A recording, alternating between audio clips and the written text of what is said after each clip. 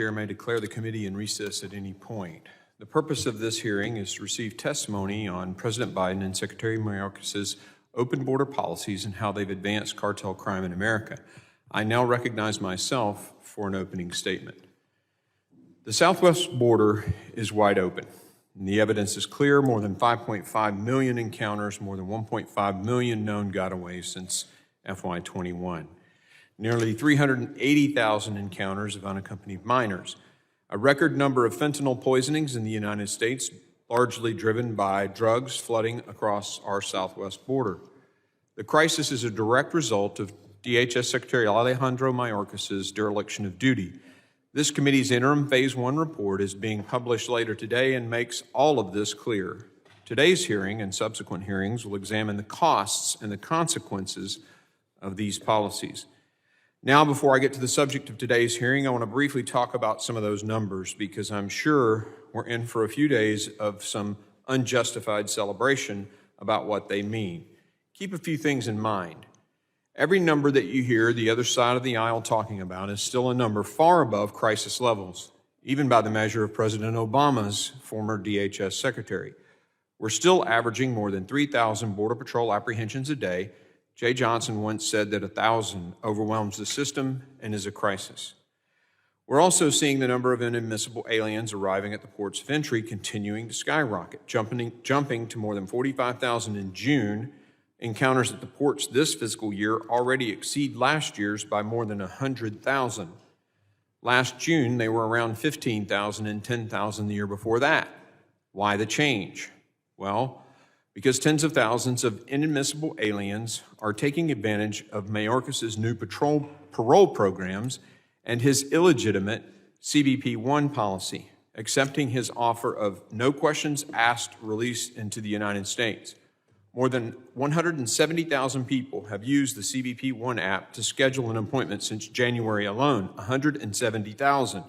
And the OFO numbers aren't even being released by the administration.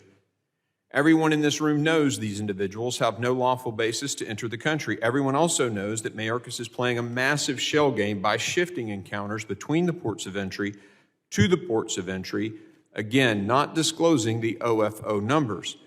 The outcome, tens of thousands of inadmissible aliens entering Customs and Border Patrol and being released into the country.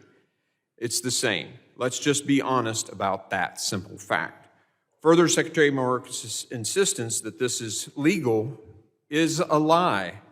Mass parole is against the laws passed by previous Congresses.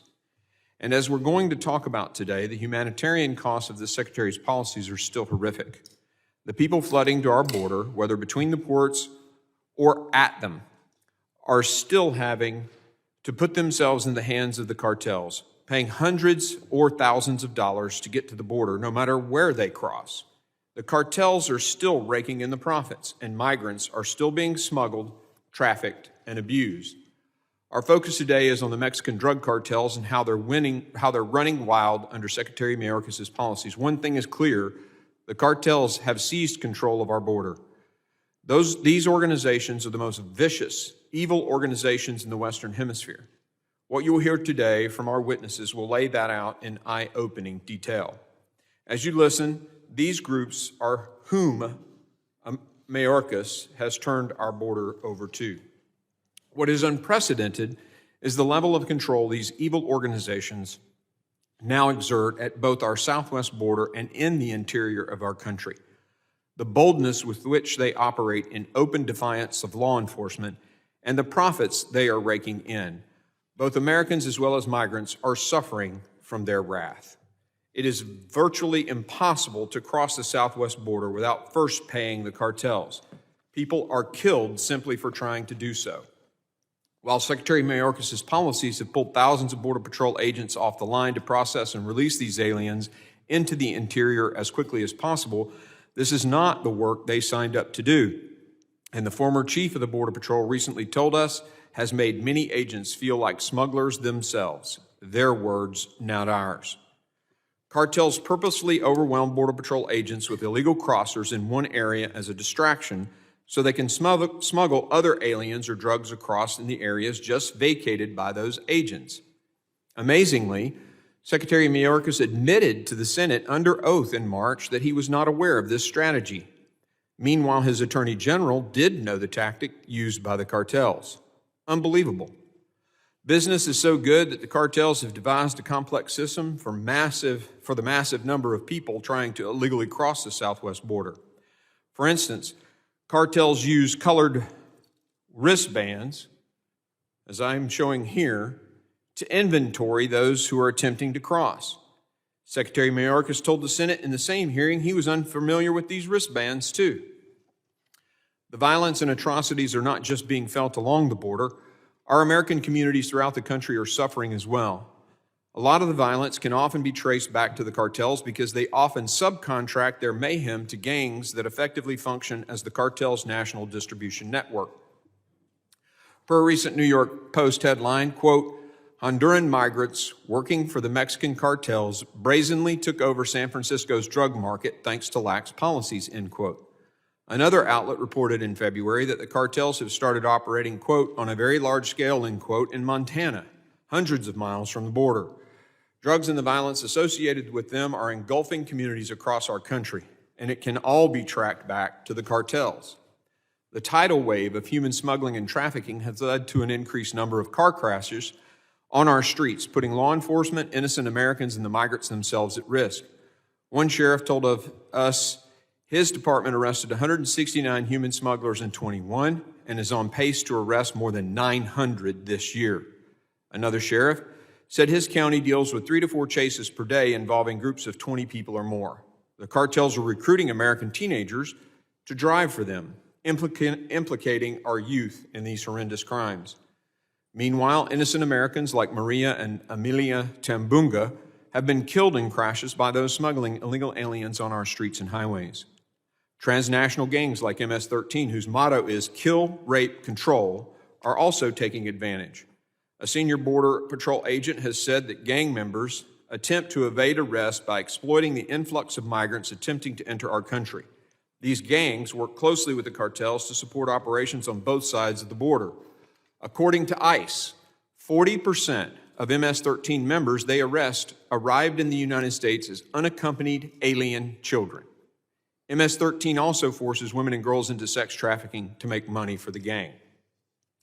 Cartels have made a record amount of money over the last 2 years. In 21 alone, the cartels made an estimated $13 billion just from human trafficking and smuggling. Then there's the fentanyl. It costs as little as 10 cents to produce a fake prescription pill laced with fentanyl, which can be sold for 10 to 30 bucks. 10 kilos of fentanyl is worth about $20 million, but only costs about $50,000 to produce. Every dollar the cartels rake in comes at the cost of an American life or livelihood. There were more than 109,000 drug deaths in 2022, 107,000 in 21 alone, many of them from fentanyl. And the cartels are continuing to push fentanyl into our country in record amounts, destroying our communities one family at a time. I'm sure we'll hear today the same tired talking points that, quote, most fentanyl is seized at our ports of entry, end quote. But a couple of things are worth noting. The majority of fentanyl that is seized has come through the ports of entry, but by definition, that's what's apprehended. Cartels know there is a higher risk of getting caught at the ports of entry because our border isn't secure. We don't know how much cartels are using unguarded entry points to smuggle drugs.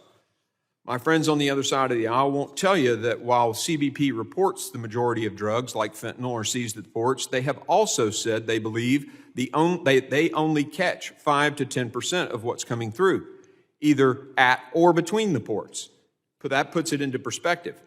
And finally, the amount of fentanyl being seized between the ports is increasing. In March, seizures were up 100% from the previous year, according to former Chief Raul Ortiz, and that's just what's being caught. As I said earlier, migrants are also victims of cartel atrocities. Once individuals are smuggled into the United States, the cartels often continue to extort, and use them. According to Mayorkas' own department, there has been an increase in, quote, alternative forms of payment in exchange for passage, including migrants being required to participate in smuggling controlled substances or other illicit items across the border, or to work off those debts through criminal activity after they arrive in the United States, end quote. As many as 60% of unaccompanied minors are kidnapped and exploited by the cartels. Other migrants are sexually abused and assaulted.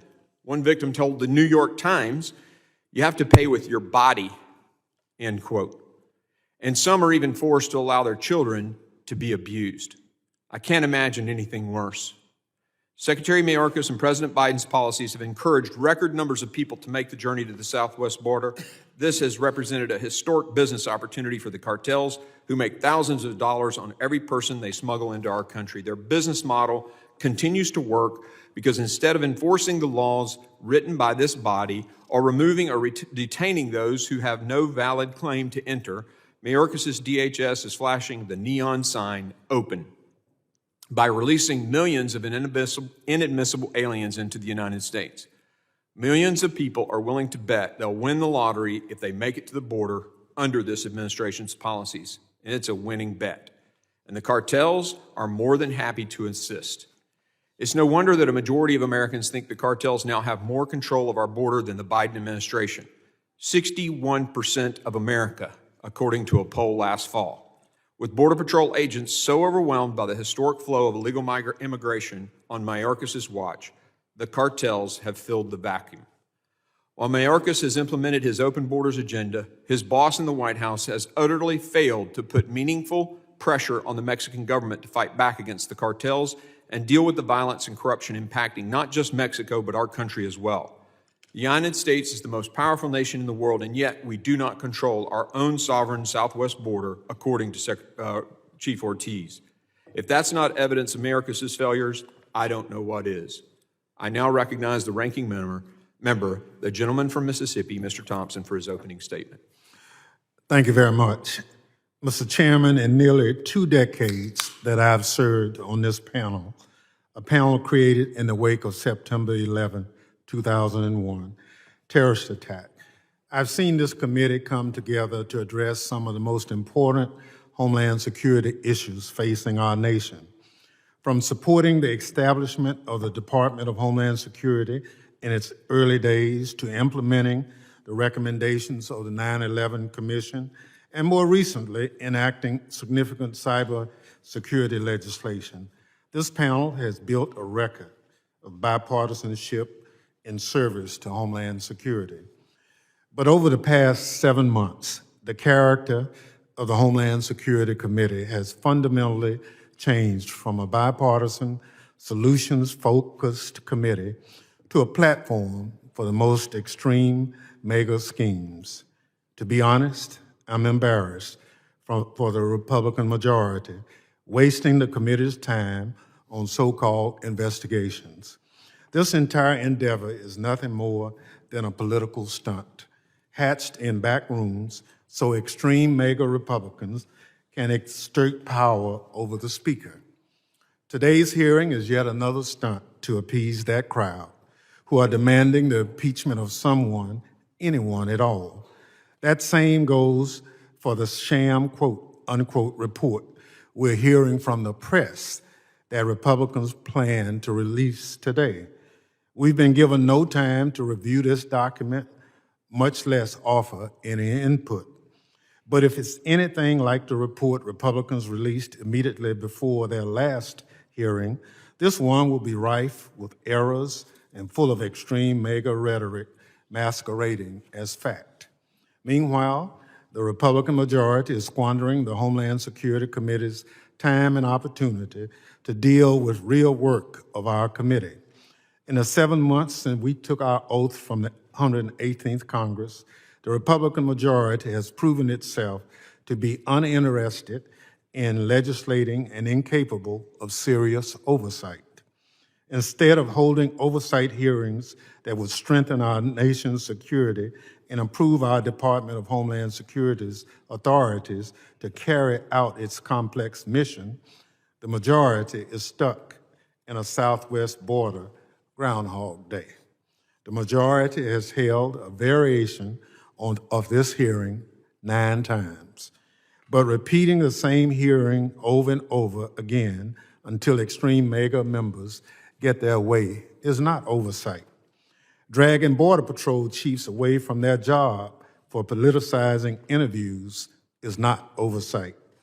Don't get me wrong, Addressing problems at America's border is a serious task, but oversight is about following the facts, not going on a fishing expedition when the facts don't fit an extreme mega narrative. The fact is that the administration plans to address the challenges at our southwest border and are working. Under Secretary Mayorkas' leadership, unlawful entries between ports of entry along the southwest border have plummeted since Title 42 was terminated on May 11th. The number of border encounters overall has plunged in that time. And between May 12 and June 2nd, DHS repatriated more than 38,400 non-citizens to more than 80 countries. The Biden administration has also taken unprecedented steps to combat the fentanyl crisis through a whole-of-government strategy focusing on disrupting the illicit fentanyl trade and traffickers' financial activities and addressing substance use here at home. Operational Sentinel, which Secretary Mayorkas stood up in April, has disrupted criminal networks and frozen TCO's financial assets. Operation Blue Lotus, established at ICE in June, has surged resources to ports of entry and interior facilities to combat fentanyl smuggling and break the fentanyl supply chain. Operation Artemis is leveraging intelligence to target precursor chemicals, pill pressers, and the movement of illicit fentanyl. And Operation Rolling Wave has surged inbound inspections at the southwest border, covering every sector. As recently named Border Patrol Chief Jason Owens said in a transcribed interview on May 5th, we have a very robust targeted enforcement effort where we work hand in hand with our investigative partners to actively disrupt, degrade, and dismantle those networks and those pipelines that are the smugglers. He went on to say, because we've got more detection capability, because we've more on the way, we've got the additional processing coordinators, we are in a better situation than we were in years past. President Biden's and Secretary Mayorkas' leadership and hard work has paid off. Our borders are not open, and those arriving outside lawful pathways are being sent home.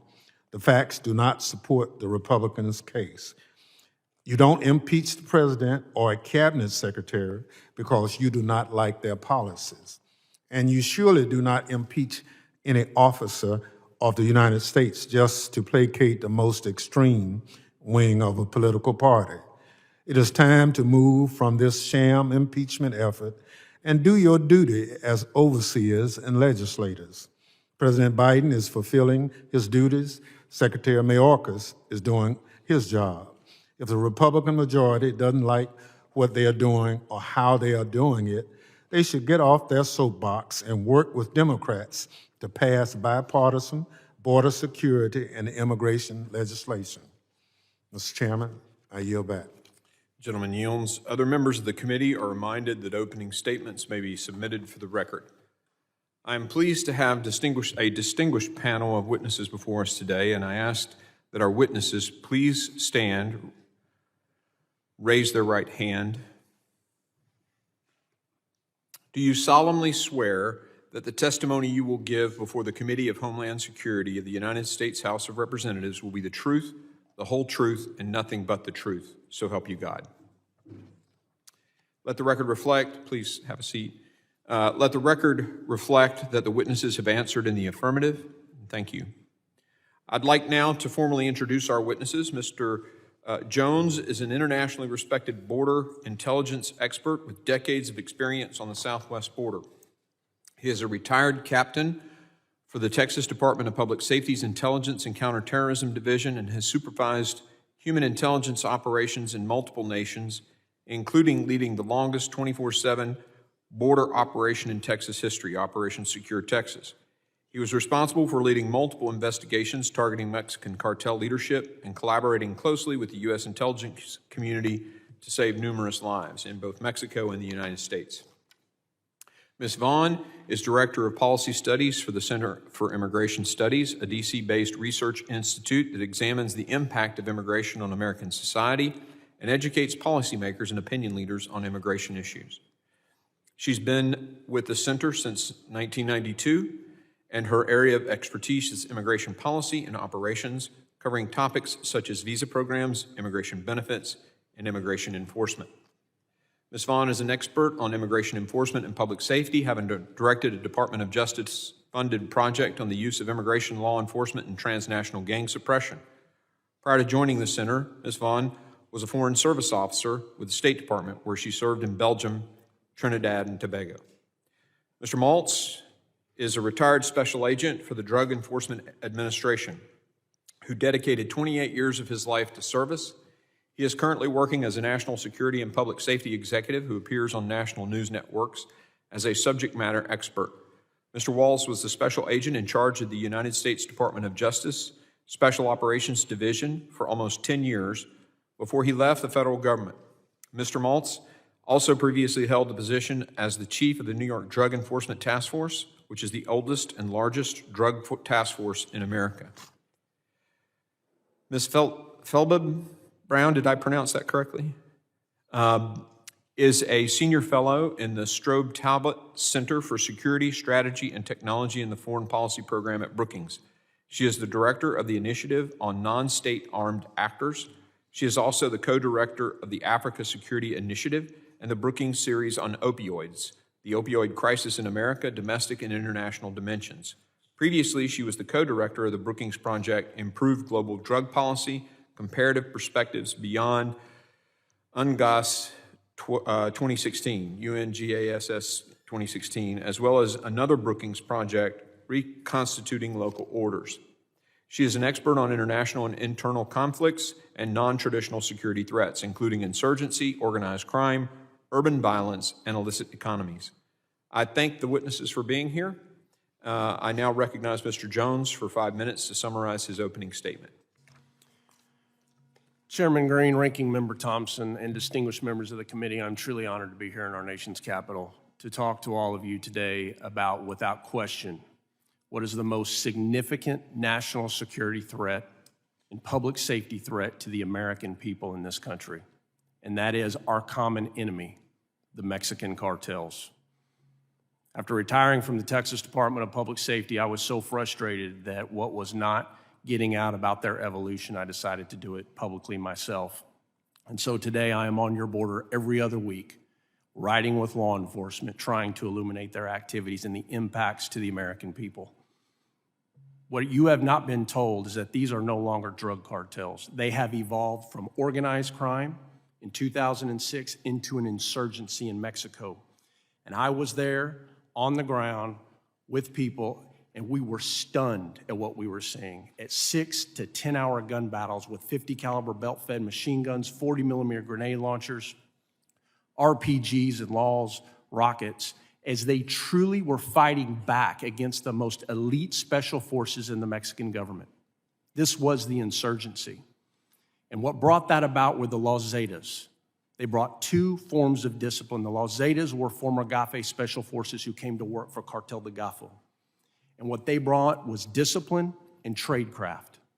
And from that, every other cartel was then forced to create an enforcement wing and rise to the occasion or fall. And that is why you see such wide variety of violence, hyper-violence across Mexico today. In 2010, another major tripwire, and that is when the Zetas began executing mass migrants and Mexican citizens. You may remember the 72 migrants killed in San Fernando. I worked that. The 300 men, women, and children killed in Allende, chopped into pieces, and then guisoed, because the Zetas had a saying that you can't count a body that doesn't exist. And then the final evolution, as we see them today, into a true parallel government in Mexico. What was the indicator when that happened? 2015, Operation Jalisco, when their most elite soldiers went in to get El Mencho, the head of Cartel Jalisco New Generation, and they were shot down. When we went after Ovidio Guzman in 2019, and the Mexican president of the country was forced to release him. What you weren't told is because the Sinaloa cartel, Ivan, the head of the Chapitos, had so many people's heads at knife point ready to cut them off if the president did not release him. This is where Mexico is.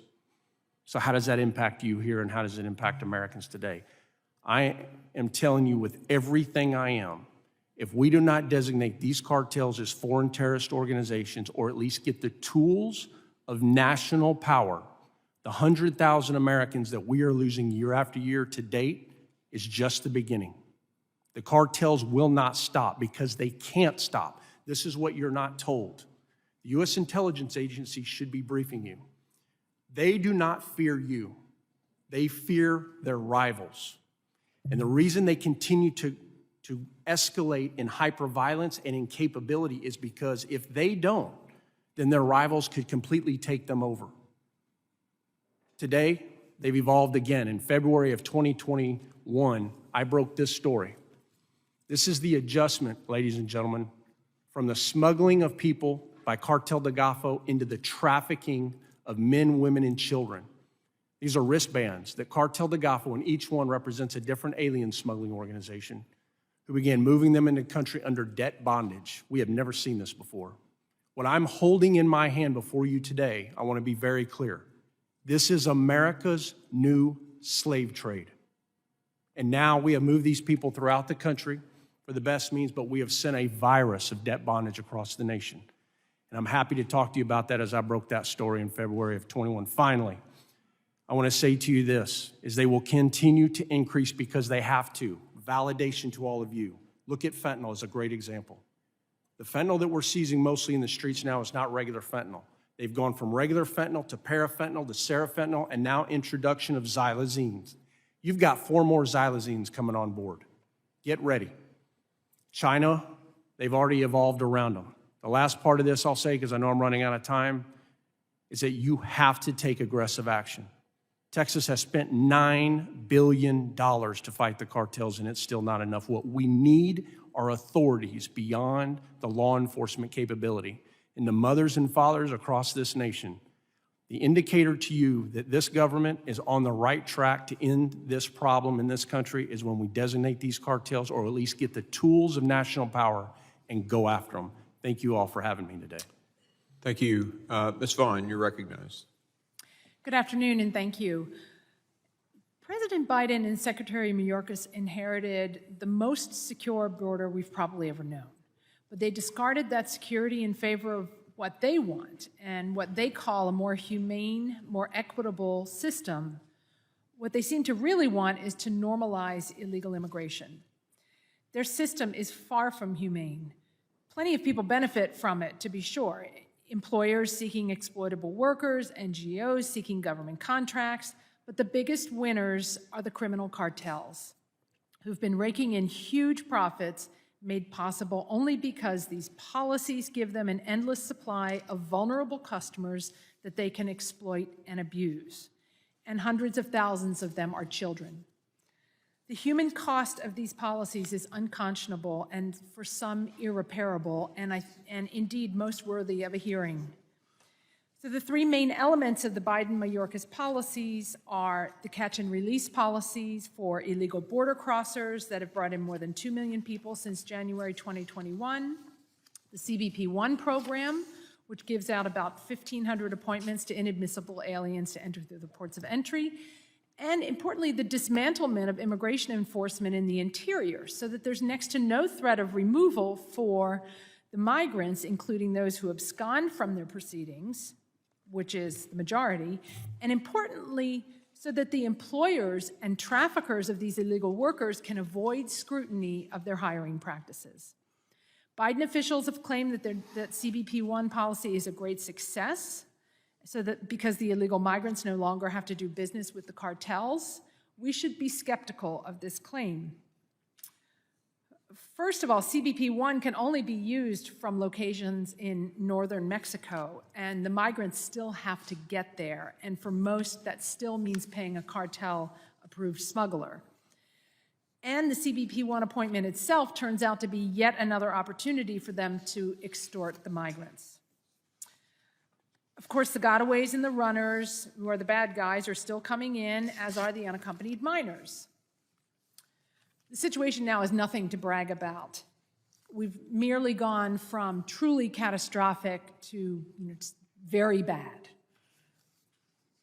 And to the extent that there is a decline in illegal entries is also helped by the efforts of Texas, of course, to block the most popular crossing points. Biden and Mayorkas have been shockingly indifferent to the consequences of their policies for the migrants whom they are enticing into the cartel's web.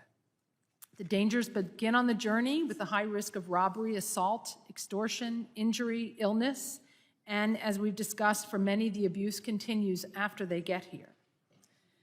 Some people pay a discounted fee and give up their children for the smugglers to use to give to other single adults. Others agree or are forced to be drug mules. A large number just make a down payment on the smuggling fee that's paid off in fear-driven, forced labor, debt bondage arrangements that are difficult for them to escape from. So we now have a thriving market for cartel-involved human trafficking.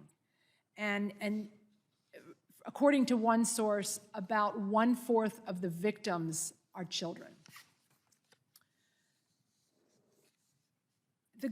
And part of this is because of the policies of how these kids are handled once they are brought into the country as unaccompanied minors. The Border Patrol has to turn them over to the HHS assembly line, where the goal is to flip them over to a sponsor as soon as possible with few questions asked.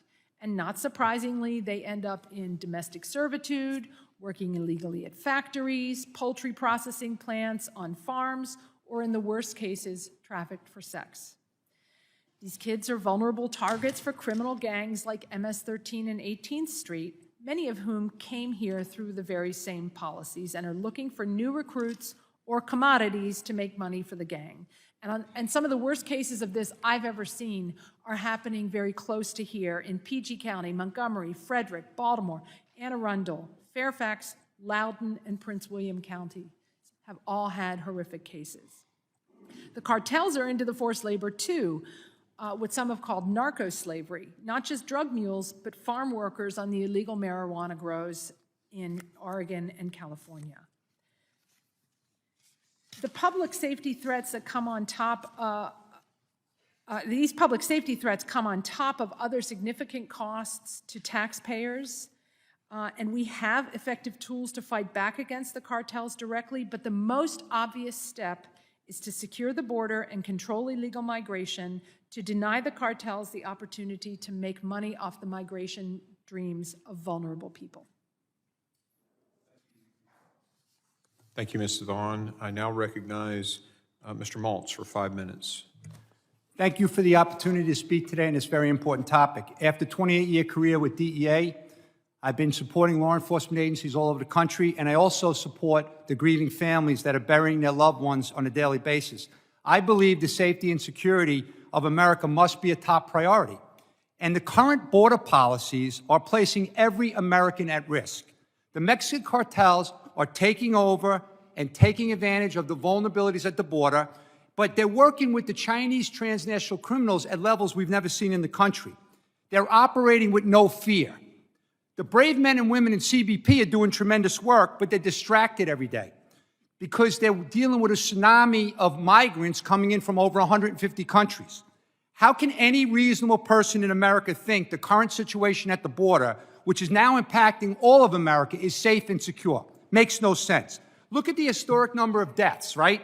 I deal with this every day, 9,161 dead Americans. Headline news today, 9 in Cleveland, Ohio, most ever in a 24-hour period, dead.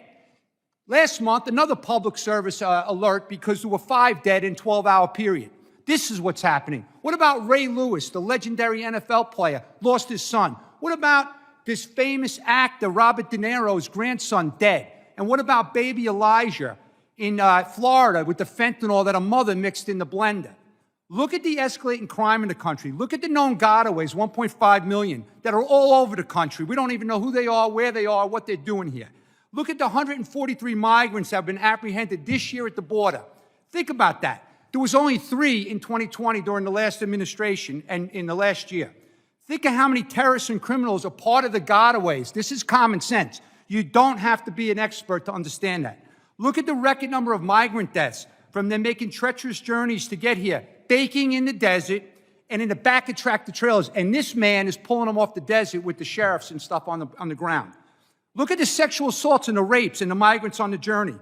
Remember, depression, anxiety, and mental illness are on the rise, and all of our Americans are turning to drugs for help. And unfortunately, the cartels have tainted the illicit drug supply. Allowing Mexican cartel operatives and unidentified people from around the world to enter the country illegally at record levels is enhancing the ability of criminals to kill Americans.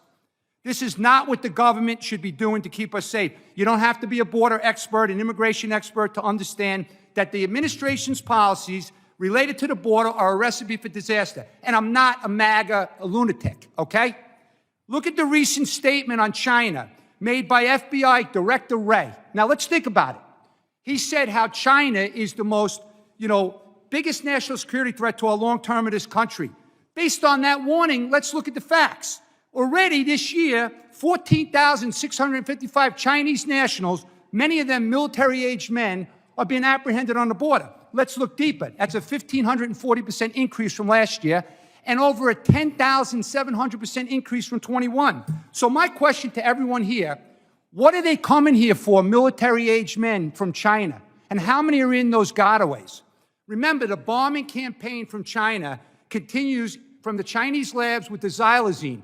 This is a tranquilizer for horses. It's rotten people from the inside out, causing necrosis. Mike McCall, thank you, sir, because you made this statement. I'll never forget it. Selling fentanyl to America is a great foreign policy for China. He's right on point. And the man's been around Homeland Security issues a long time. Synthetic drugs made in labs in China and Mexico are record levels, game changer for the U.S. The Chinese criminals are providing critical money laundering services, which I can answer questions about. This is a disaster for America, and I'm concerned. It's not a red or a blue issue. It's a red, white, and blue issue, and every American should care. So, in my view, it's a chemical weapon destroying our country rapidly. One of the biggest obstacles for U.S. law enforcement is the corrupt, high-level government of Mexico corruption. We can't rely on soft on crime and corrupt leaders in Mexico to save our kids. So as far as I know, there's never been a terrorist organization in the history of America that has killed this many Americans. The cartels must be dealt with accordingly and severely for what they're doing to our families and communities. Law enforcement's done tremendous work, and my hat goes off to all of them, saving lives every day. DEA last year, 58 million fake pills, 13,000 pounds of fentanyl, 400 million deadly dosage units taken off the street. Homeland Security investigations, CBP during Operation Blue Lotus, 8,200 pounds of fentanyl, 2 months at 2 POEs. The sad part everyone has to think about, how much is being produced and how much is already here. So DEA warns Sinaloa and Jalisco the biggest threats, drug threats we've ever seen. So folks, where's the Operation Warp Speed COVID-like thing for fentanyl? Last thing, without border security, we have no country. Thank you very much. And for the ranking member, sorry we're wasting your time.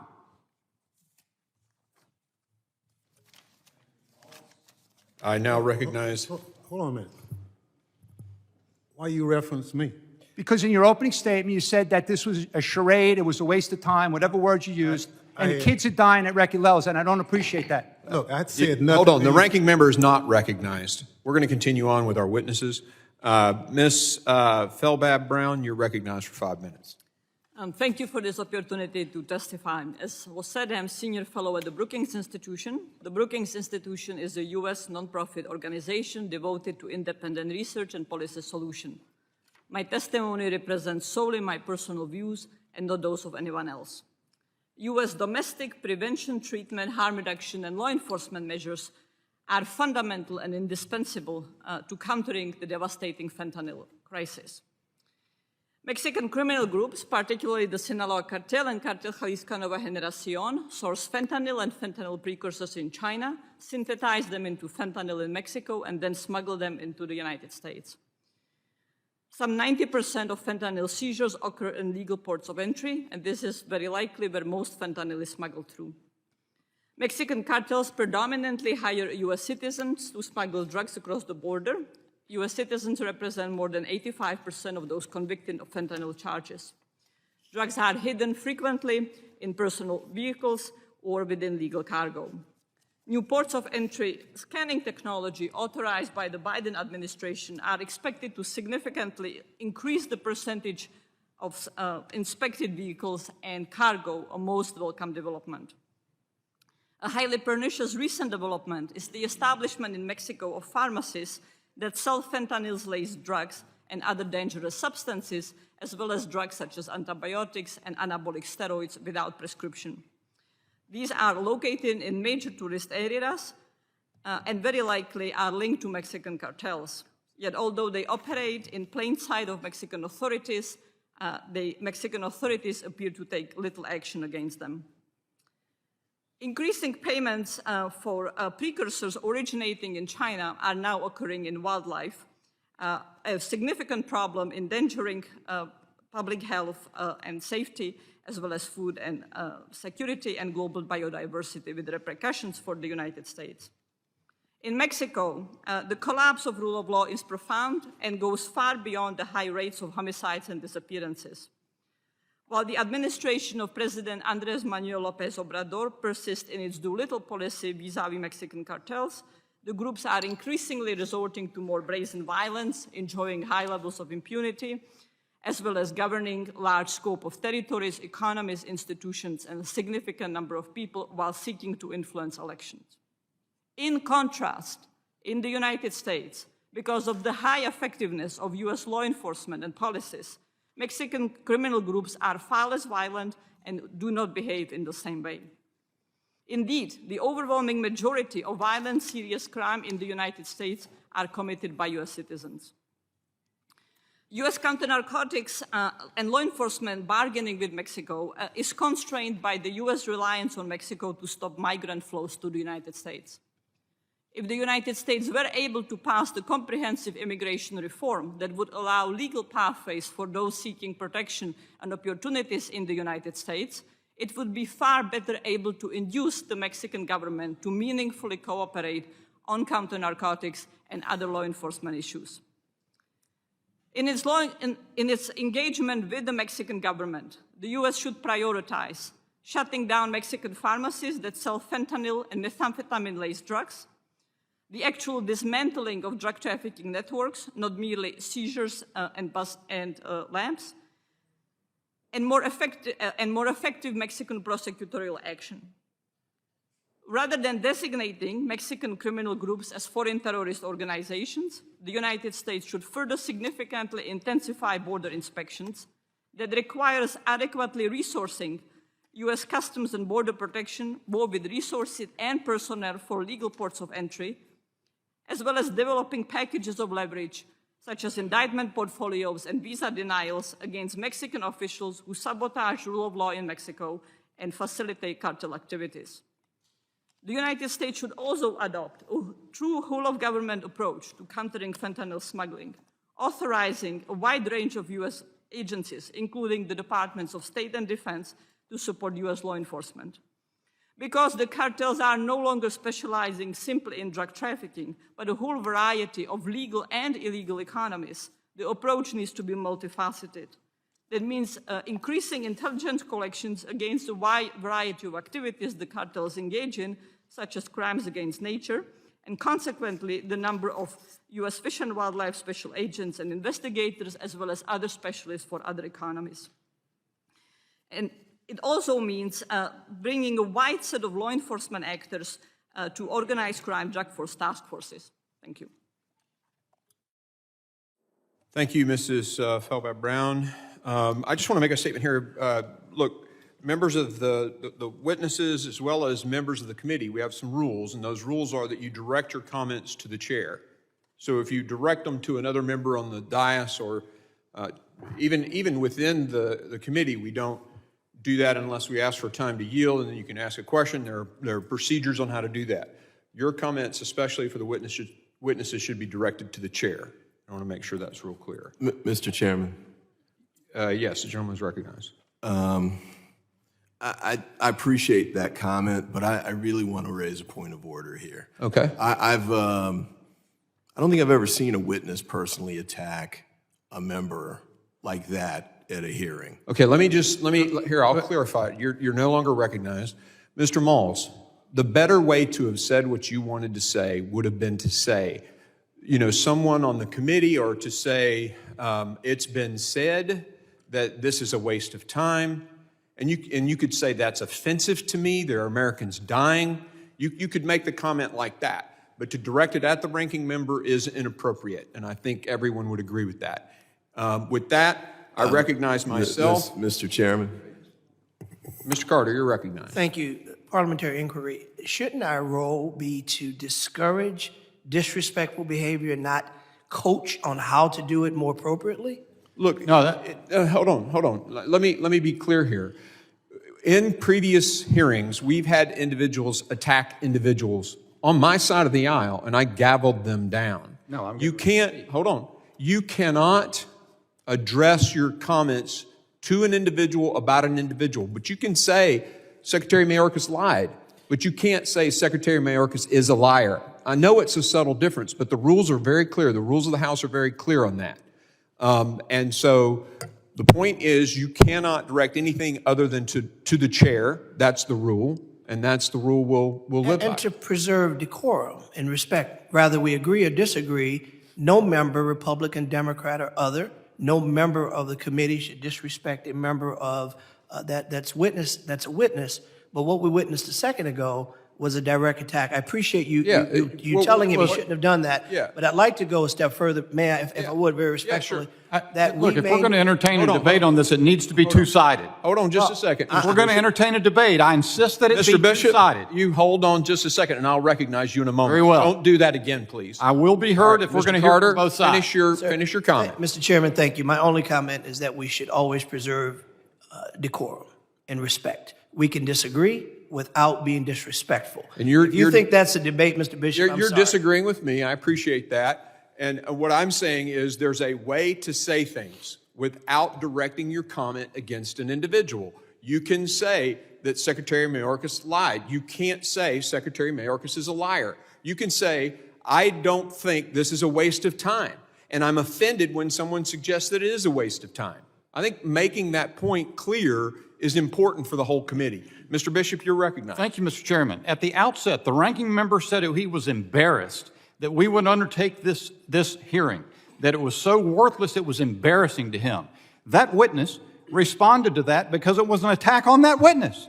Every witness on this panel and every member on this side of the dais. I'd like to know why a member of Congress, because he sits up here at this dais, can feel free to disrespect people who come at our invitation to testify by declaring what they have to say about youth being killed by fentanyl poisoning across this country, that is not worth this committee's time, but a response to that is objecting to. And I'll say another thing, forensically. In every hearing that I have attended where witnesses testify, they address their remarks to the chairman and to the ranking member. I've never heard it done otherwise. I've never heard anybody remonstrated for addressing the ranking member, and I don't know why this would be the first time that would be brought up, and I object to it. Okay, thank you. Hold on, we're not going to respond to that? No, I will advise members that under Clause 1 of Rule 17 of the Rules of the House, they must observe the House standards of decorum in debate and conduct. They must speak and act respectfully and may not use disorderly words, unparliamentary language, such as words impugning the motives of their colleagues or words that are personally offensive. I would encourage the members to adhere to the House standards of decorum and proceed in order. We need to get on with this, and members will be recognized by the order of their seniority for their 5 minutes of questioning. An additional round of questioning may be called after all members have been recognized. I now recognize myself for 5 minutes of questioning. My first question is to Mr. Jones. The cartels have essentially taken over a lot of the drug networks inside many of the United States cities. If you look at some headlines just in the past few weeks about San Francisco alone, they basically have seized control and are coordinating with the gangs to seize control of the drug trade in San Francisco. They've essentially taken over all the criminal networks, much like a mafia. The Attorney General, Merrick Garland, has admitted to the Senate that the cartel strategy was to flood the Border Patrol, and by tying up Border Patrol, because Border Patrol now is doing basically a catch and release system, then the drug cartels will slip people around the other side. Can you tell us how this policy of the open border and this strategy of the cartels have combined to allow them to basically take over crime in the cities?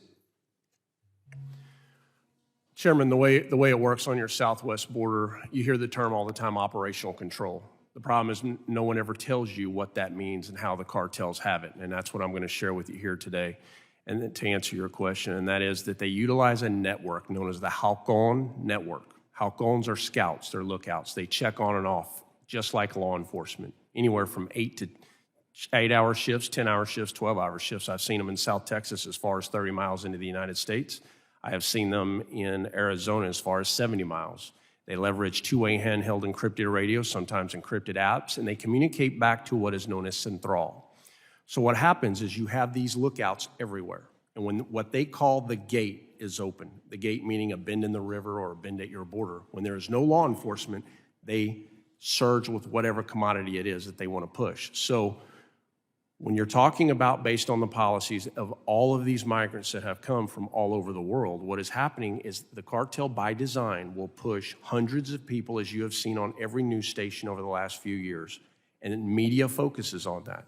That causes the surge of local, state, and federal law enforcement to that location. And they do that by design because it opens up the other gates. Now, if they're going to move a commodity directly linked to a cartel boss, they'll shut down more gates to ensure that commodity makes it in. And what they do, Chairman, is they contract directly with U.S.-based street gangs and what we call Tier 1 gangs. Those are gangs which impact multiple regions in our country. They work directly with the cartels. And today, it is very important to understand, your U.S.-based street gangs are working side by side, contracting with the cartels. And I could go on here, but in 2009, Mexican Mafia, I was a lieutenant in Laredo, Texas, over 2 major drug squads, as the war broke out between CDG and the Zetas. And we were stunned at what we found. We had Mexican Mafia working in Mexico, working operations, going through basic, intermediate, and advanced training from former special forces and law enforcement, conducting hits in the United States and getting reduced costs of cocaine for that. That is the way it really works. So when you wonder today why you are being overrun with drugs, it is because the Tier 1 gangs and U.S.-based street gangs are contracting and working directly with these cartels. And I will go back to this, and that is that they will not stop. They can't. They're going to have to be stopped, and we're going to have to really take extreme aggressive action to fix this. How has the open policies, the basic catch and release, and this stimulation of a mass wave of migration by having an open border facilitated this process? This is it. I want to be very clear here. Historically, your cartels, the Mexican cartels, we call them drug cartels because that's what they were. Today, they are in over 54 countries around the world. This is not a U.S.-Mexico problem, ladies and gentlemen. Cartel Jalisco in New Generation, we know, is in 48. This will not stop. And now they've transitioned into the final version of human trafficking known as debt bondage. And I am holding it in my hands. This is it. This is how emboldened they've become. So I can't stress to you that you have to take extreme action to go after these cartels and to truly create relationships with Mexico and the rest of the world in what we call a unified command and treat them as the dark networks that they are. And I'm happy to discuss that with you as to how to go after them. Thank you. I now recognize the ranking member for 5 minutes of questioning. Thank you very much, Mr. Chairman. Mr. Jones, you talked about that Congress should take extreme action. Let me tell you what was in the last omnibus package that we passed in 2023. We provided $17 billion for customs and border protection, including an increase in spending by 17% over the previous year.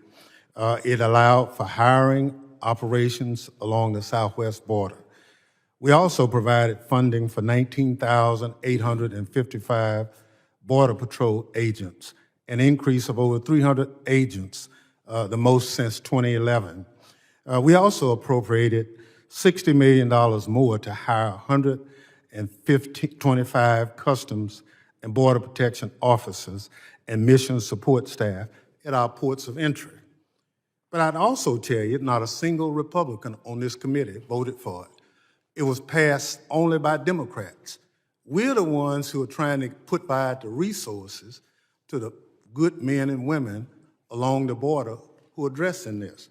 Every time an opportunity presents itself to put resources on the border, Democrats are the ones who vote for it.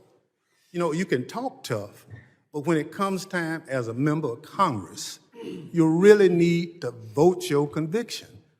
So if you don't give the men and women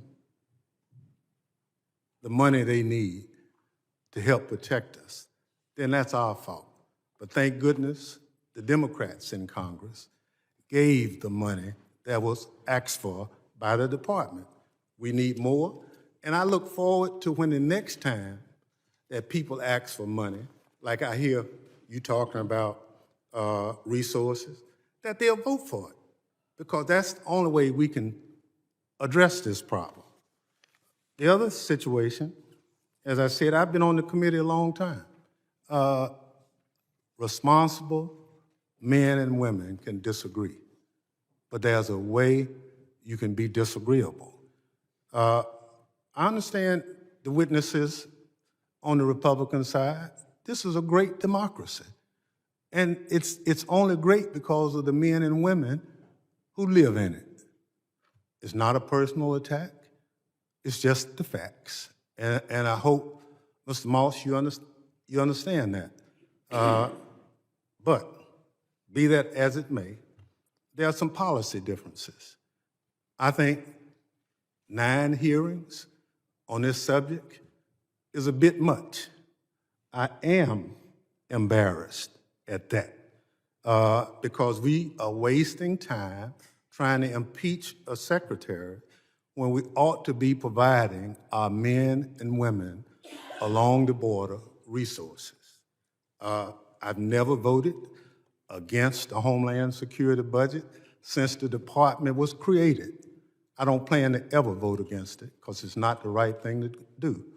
Now, I'll disagree with this chairman, I disagree with that chairman, and we'll probably continue.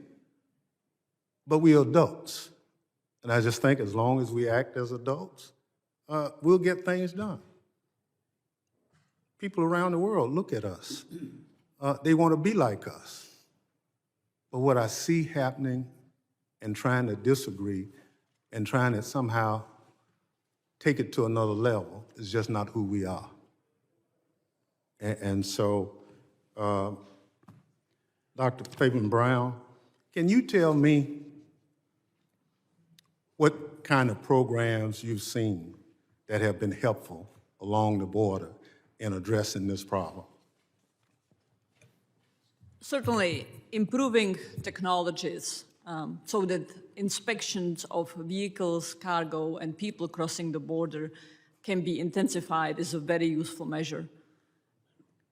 The CBP several years ago stated that it is only capable of inspecting about 2% of personal vehicles crossing and about 17% of cargo vehicles. Raising that number to a much higher level, especially because the vast majority of fentanyl is seized and very likely smuggled through legal ports of entry, is a good way of reducing the amount of fentanyl coming into the United States. It's not a sufficient policy. A whole-of-government approach needs to be adopted, increasing collection intelligence on a variety of activities that the criminal cartels, Mexican cartels, engaging, deploying various tools, various agencies of the United States to be able to facilitate U.S. law enforcement work. Thank you. Yield back. The gentleman yields. I recognize the gentleman from Texas, Mr. McCall. Thank you, Mr. Chairman. I want to thank Mr. Jones and Mr. Maltz for your service, your law enforcement service in the line of duty in very dangerous conditions. Mr. Maltz, I want to thank you also for your comment about foreign policy, because I can't think from a communist China standpoint, a better foreign policy than introducing poison through Mexico into the United States, killing Americans and making money off it, It's almost like a reverse opium war, and they see it that way. It's killed 70,000 young people, 20,000 pounds of fentanyl seized, enough to kill 4.6 billion people. My children have been to 5 funerals of their friends who thought they were taking Xanax or ADD medication, and they never woke up. And Mr. Jones, I know I commend you for being, number one, my great state of Texas, what you've done. We know this better, I think, than anybody. And I remember going down after Mayorkas rescinded remain in Mexico.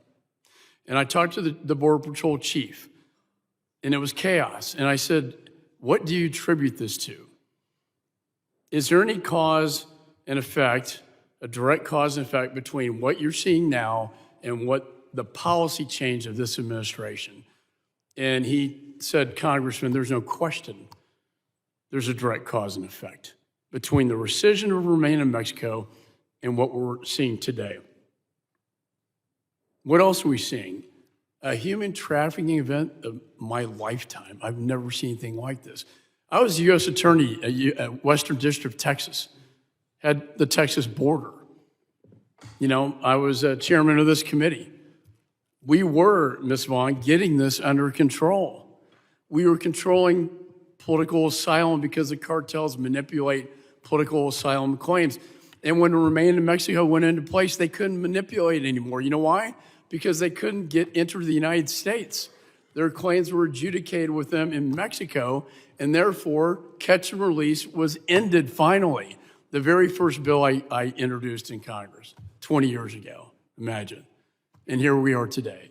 It's alive and well, and this secretary is responsible in my judgment. And the rising crime and the women going to sex trafficking, the unvetted homes that these kids go to, and the men go to MS-13, there is a criminal enterprise now, not just in Mexico and in Latin America, but right here in the United States. And it was created by this administration's policies. So my question to the three of you, Mr. Jones, Ms. Vaughn, Mr. Maltz, do you believe that the actions of this secretary by rescinding remain in Mexico, a policy that was effectively working, that has created this criminal enterprise, do you believe that this secretary is responsible for and complicit with the criminal enterprise that has resulted as a result of these policies being rescinded? Mr. Jones. Yes, I do. And that is validated by not only the data from the United States Customs and Border Protection that validates the numbers that crossed into our country as a result of the exemptions created under Title 42, which Secretary Mayorkas is the architect behind that. In addition, the overdose deaths in this country due to the sheer impact to mothers and fathers and families across this country. The data validates it. And one thing to add, the district court said you must re-implement remain in Mexico. The secretary did not comply with that order. He failed to comply with that order. Ms. Vaughn. I do believe that these, the Biden-Mayorkas policies are responsible, a disaster. They're what's responsible for the situation that we have today. And no amount of money that is funneled to these agencies is going to help the situation until the officers and agents are allowed to do their job. The policies at this point are more important than the money. In fact, they said, sir, we're turning our backs on you because you turned your back on us, is what I recall. Mr. Maltz. Well, I say it starts at the top with the president and it comes down. And I just want to say that I make these collages of these dead kids on my own time to help spread the awareness. So the results are just dead children and families going to funerals. That's what it comes down to. I'm not an expert on immigration law or border patrol policies, but I know what's going on in America. And that's why I'm here today. So thank you. That's why we marked up a bill in my committee to designate fentanyl as a chemical weapon under the Chemical Weapons Convention. Mr. Jones will give us more authorities to go after them. I yield. Former chairman yields back. I now recognize the gentleman from California, Mr. Correa, for his 5 minutes of question. Thank you, Mr. Chairman. Before I start with my comments, I wanted to submit for the record without objection CBP release June 2023 just came out yesterday. showing the lowest southwest border encounters since February 2021. If I may read, total southwest border encounters in June, including individuals who presented at ports of entry with or without CBP-1 appointments, were down 30% to 144,000. If I could submit that for the record, sir. Without objection. And I just wanted to, first of all, thank our witnesses for being here today. I want to quote General John Kelly when his Secretary of Homeland Security would say, "Border security does not end or begin at the border." And Mr. Jones, I want to say I heard your testimony. I listened to it very carefully. I got to tell you, I really don't like what you said. But as an individual that's worked a lot on both sides of the border, I have to tell you, you have some valid points. We do need some extreme solutions. We need to coordinate with Mexico. We need to get it right. Speaking to Mexican officials recently, and they reminded me that just recently they had seized 46,000 bank accounts or blocked, the equivalent of almost $700 million of money from organized crime, have entered into an anti-money laundering binational group with the United States. 1,600 members of the Mexican military today are deployed at 55 security points along the border. Seizures recently, 7.5 tons of fentanyl, 1,700 labs shut down, almost 74,000 criminals arrested in Mexico. And then, of course, in January of this year, the arrest of Chapo's son, Ovidio Guzman, that erupted into one of those gunfights that you were describing where 12 Mexican Marines were killed. So I think the effort is there, but I just don't think it's enough, because this is an effort that is going to require all of us working together. Last week, Chairman Higgins and I introduced a bill, legislation to really enhance, support Homeland Security's investigation of transnational criminal units. I should say investigations of transnational criminal units, Mexico, Central America, and South America.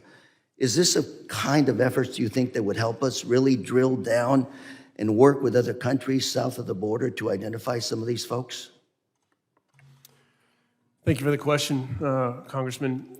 I will tell you that those statistics you gave are fantastic, and I applaud the efforts of all of those in Mexico who are in harm's way. They have some incredible people working to try to fight for their country, but none of this matters. If you notice, not one cartel has fallen. As a matter of fact, more Mexican citizens and more migrants have fallen to these cartels and been brutalized like we've never seen before in Mexico. You also see violence now spreading across the country at levels where historically, sir, it was along our frontera with our border.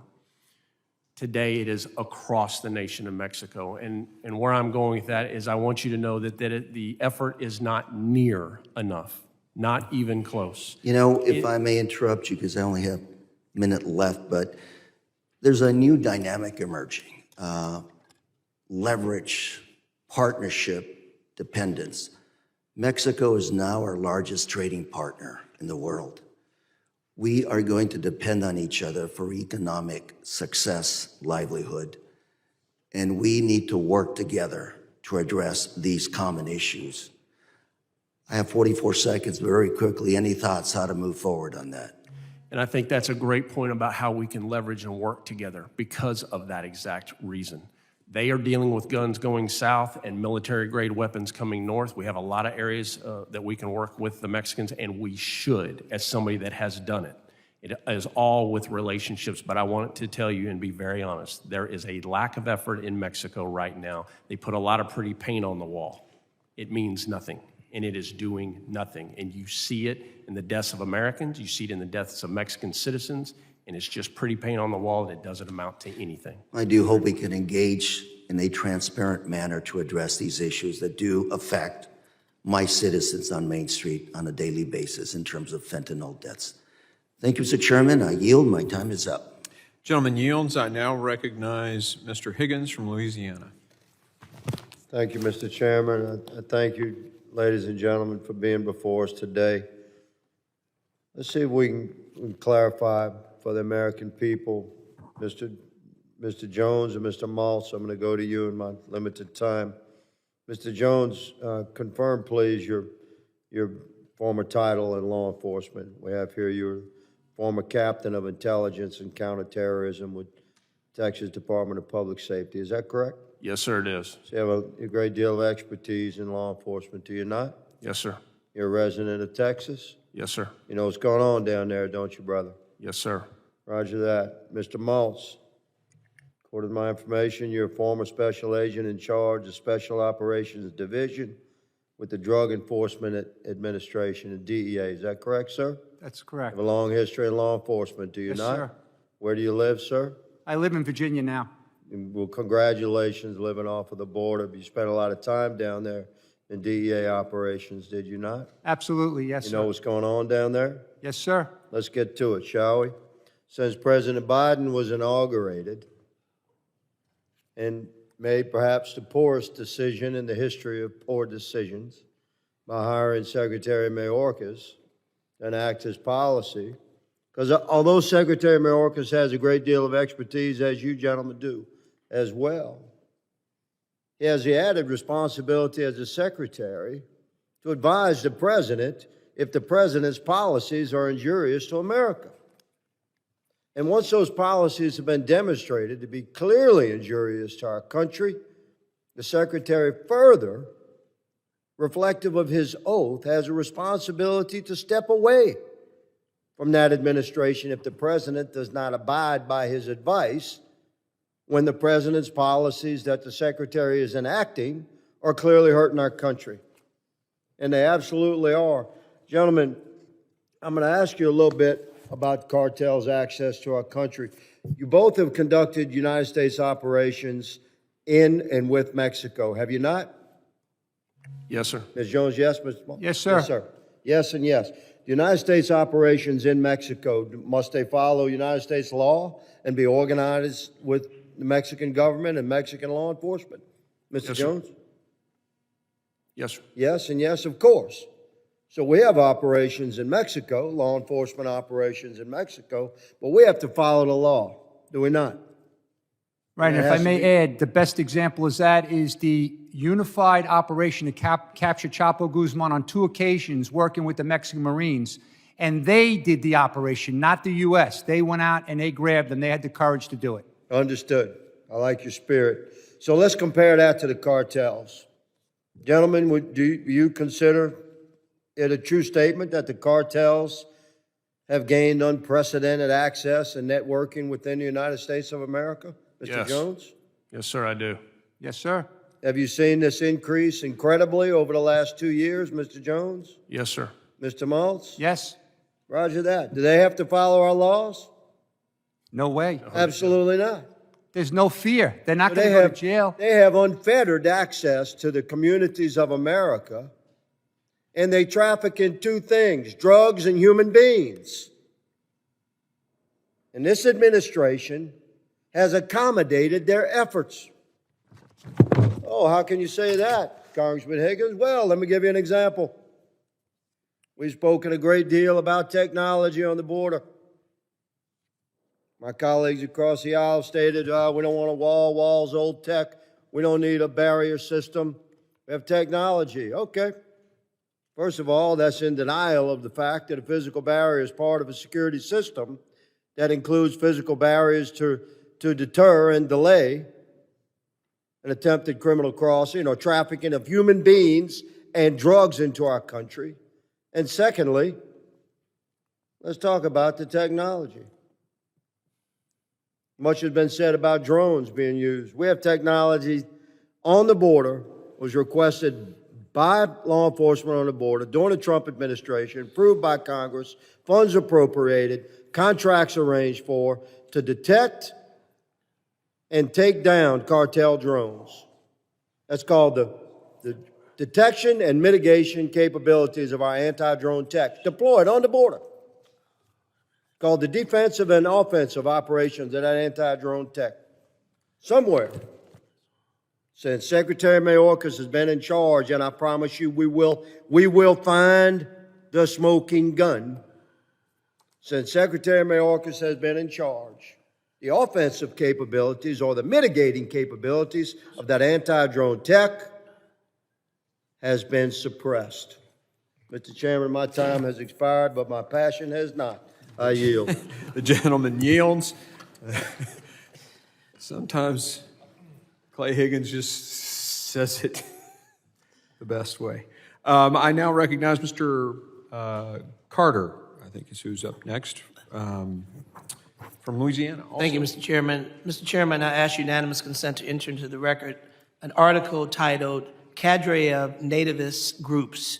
Figures have long pushed replacement by immigration ideas into mainstream, which explains how the replacement conspiracy theory has inspired domestic terrorism and documents that the Buffalo mass shooter cited by Ms. Vaughn research is justifying his domestic terror attack.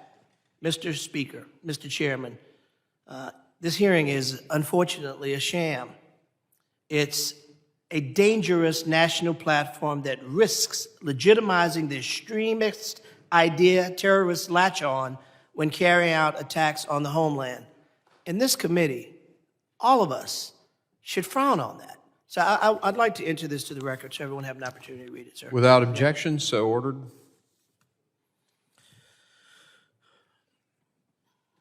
Most migrants coming to our border have no other legal pathway to the U.S.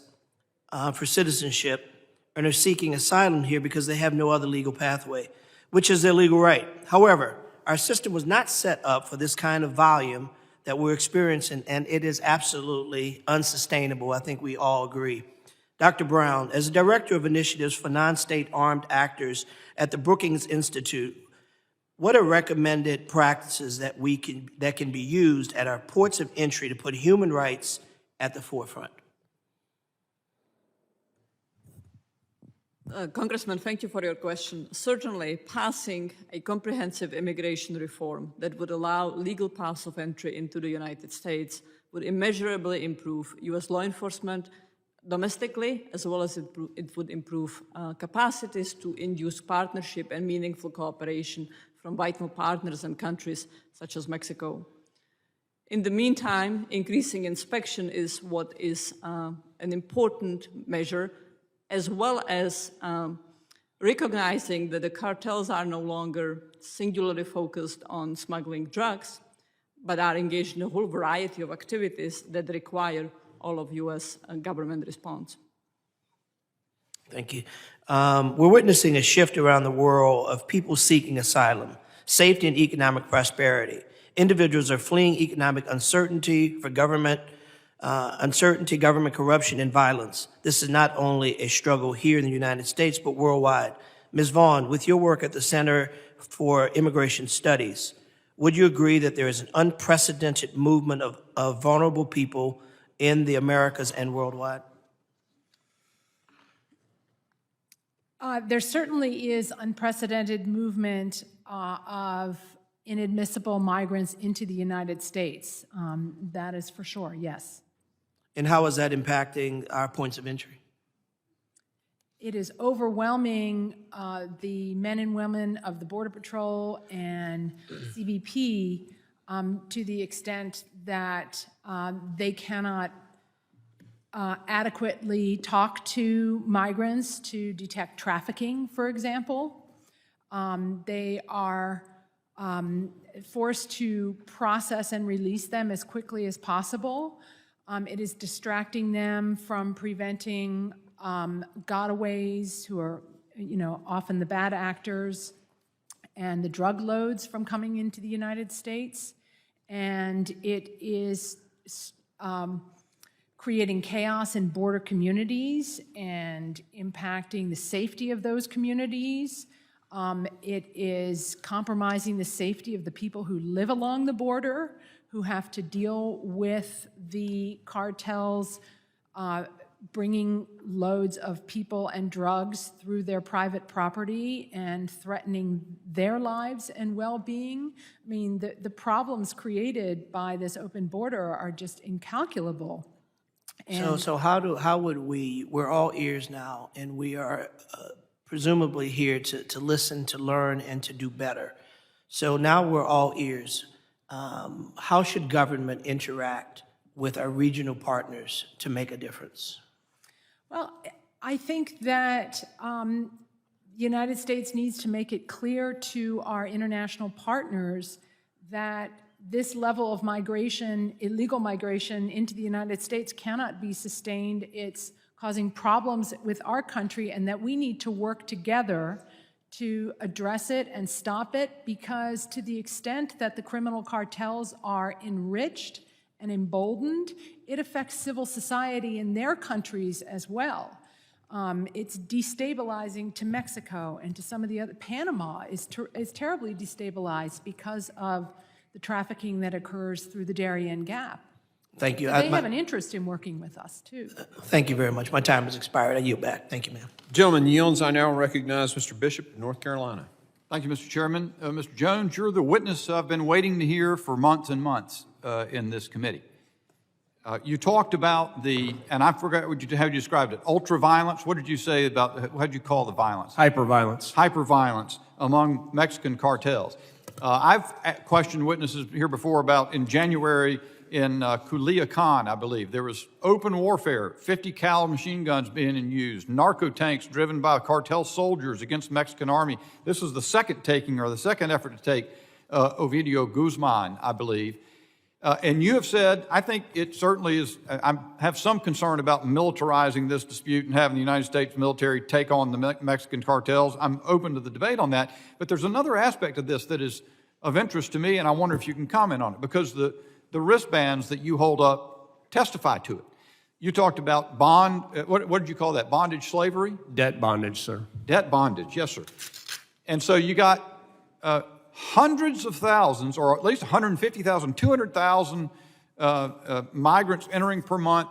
Mexican cartel has tabs on all of them. We saw the headline the chairman put up during his opening statement from the New York Post that Honduran migrants were operating the drug trade, or I believe is what they said, in San Francisco, a very troubled place, as you know.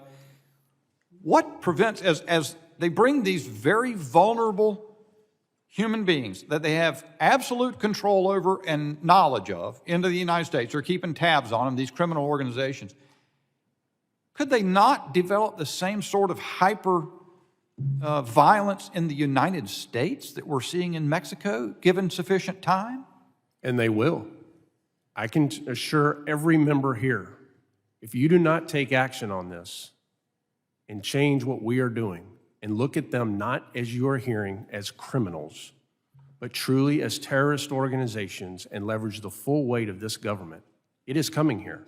I worked in 2015 the beheading of an individual in Port Isabel, South Padre Island, that was committed by a U.S. Border Patrol working directly for the Gulf Cartel. He was gutted from the navel up, all the way up.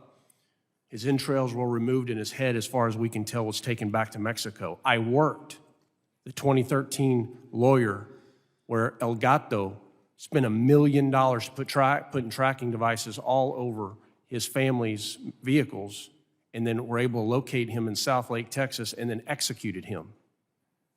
So they are here, sir. They are here, and they are among us. The people who've erased our borders as a means of improving their voter population might already have gotten more than they bargained for, I'd say, in the fentanyl deaths. I'm going to ask Mr. Maltz about next, but they also may see yet more. We may see the same sort of open militarized conflict with our own law enforcement and military resources here in the United States. That's what you're saying.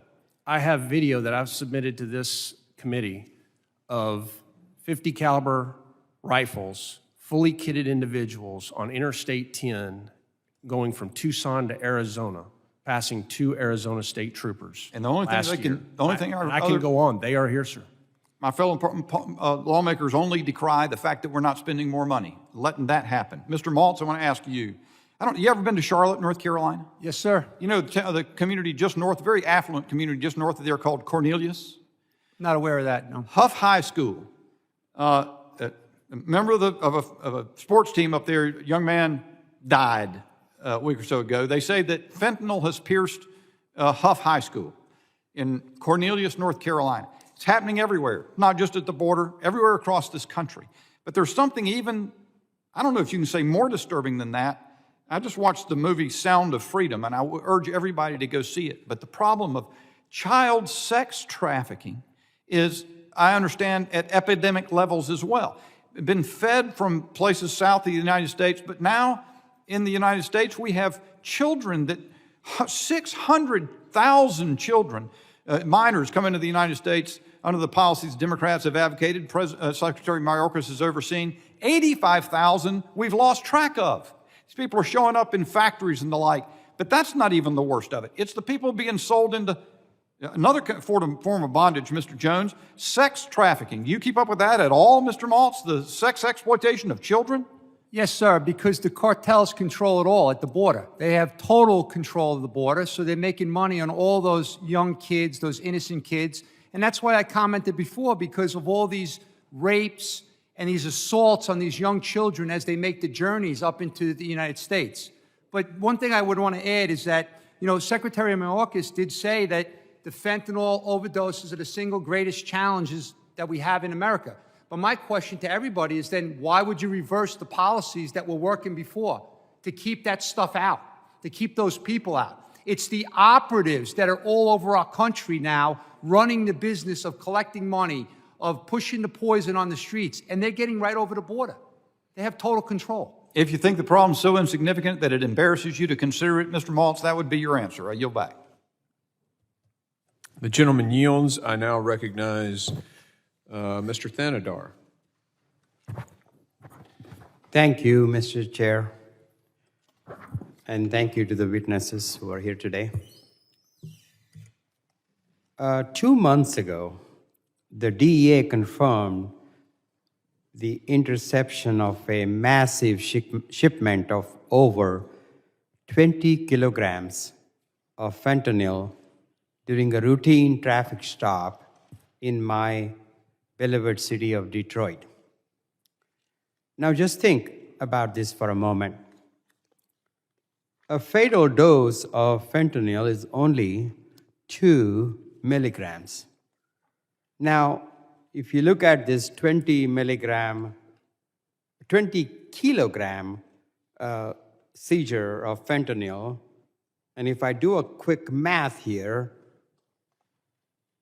that 20 kilograms is enough to kill 10 million people. That's almost the entire population of my state of Michigan. But let me clarify. This deadly drug finds its way to my district because there is a name, an unattended addict, a path of destruction waiting for it. That is the root cause of this fentanyl crisis, demand for the opioid. My message to my Republican colleagues is that the opioid epidemic does not begin or end at our borders. This crisis is not a border crisis, it is a public health crisis. We need to focus on health care. By doing so, we not only save lives, but also disrupt the profitability of these cartels. It's a win-win situation. We can cripple their operation while healing those trapped in this grip of addiction. Dr. Brown, can you discuss how treating demand for these drugs would hurt cartel operations while saving lives? Thank you. I stated at the beginning of my testimony that focusing on treatment, demand reduction, and harm reduction approaches is absolutely critical and indispensable. This is indeed what will save U.S. lives. Law enforcement actions, both on the U.S. side of the border and internationally, are also very important. because we do want to minimize the amount of flows to the United States, and also because the objective should be dismantling the drug trafficking groups. However, expanding access to insurance so that more people in the United States could receive treatment, adopting the smartest, most proven evidence-based approaches so that people are not dependent on sourcing illicit drugs on the illegal market, so they are not dependent on sourcing illicit drugs, period, is crucial. And with that, and a very important element of that is also treating the underlying cause, which is still a significant overprescription of legal opioids. And I want to go back to emphasizing another point from my testimony, the real big danger currently of pharmacies in Mexico that are brick and mortar buildings, look like any pharmacies, and are selling all kinds of drugs, including fentanyl and meth-laced adulterated drugs to international tourists such as US citizens. They need to be shut down. Thank you, Dr. Brown. My understanding is that the administration is working to expand its public health initiative to combat the fentanyl epidemic. Do you view this as a necessary step? Yes, the Biden administration deserves enormous credit for framing a lot of our drug policy in terms of public health. Significant, genuine progress has been made, and some of them precedes initiative already from during the Trump administration, with states, state legislature, and members of Congress, the US Congress, recognizing the need to adopt much smarter, much wiser strategies, such as the availability of overdose, medications that reverse overdose. Thank you, Dr. Brown. And Mr. Chairman, I yield back.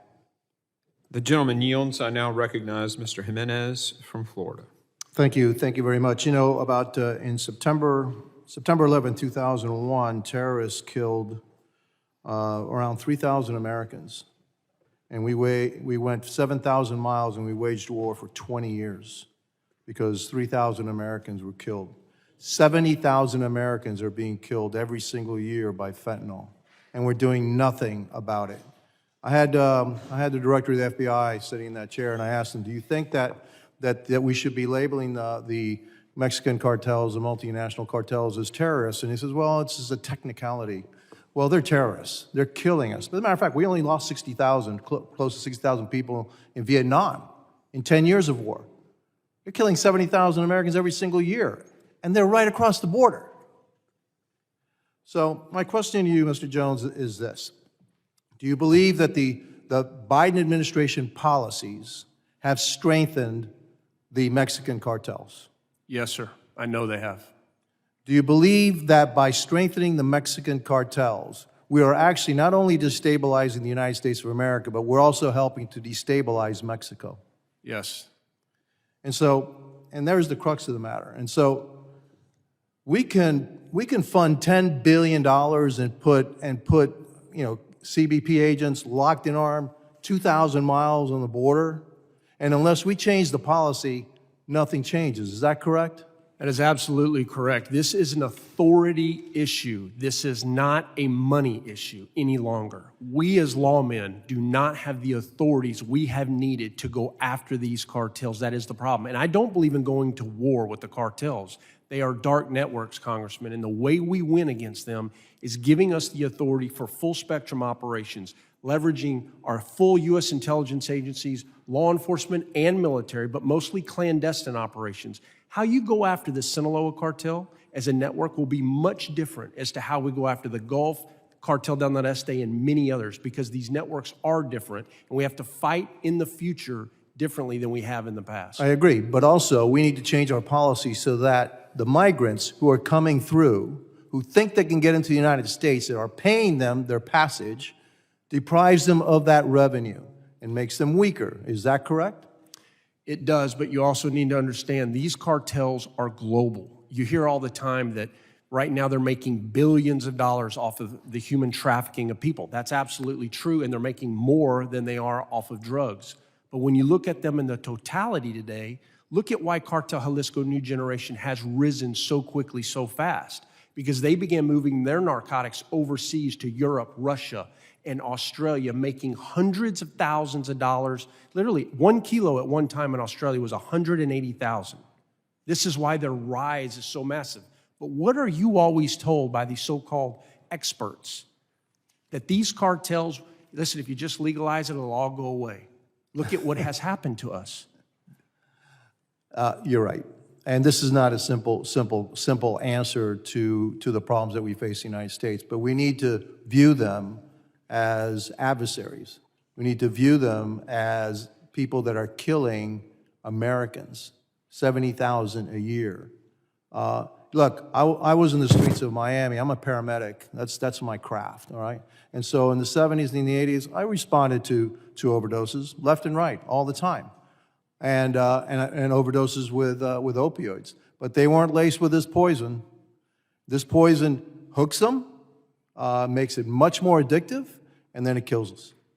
And we have to do something about it. And what the Biden administration is doing is not doing very much to protect American lives. And that's the duty of government.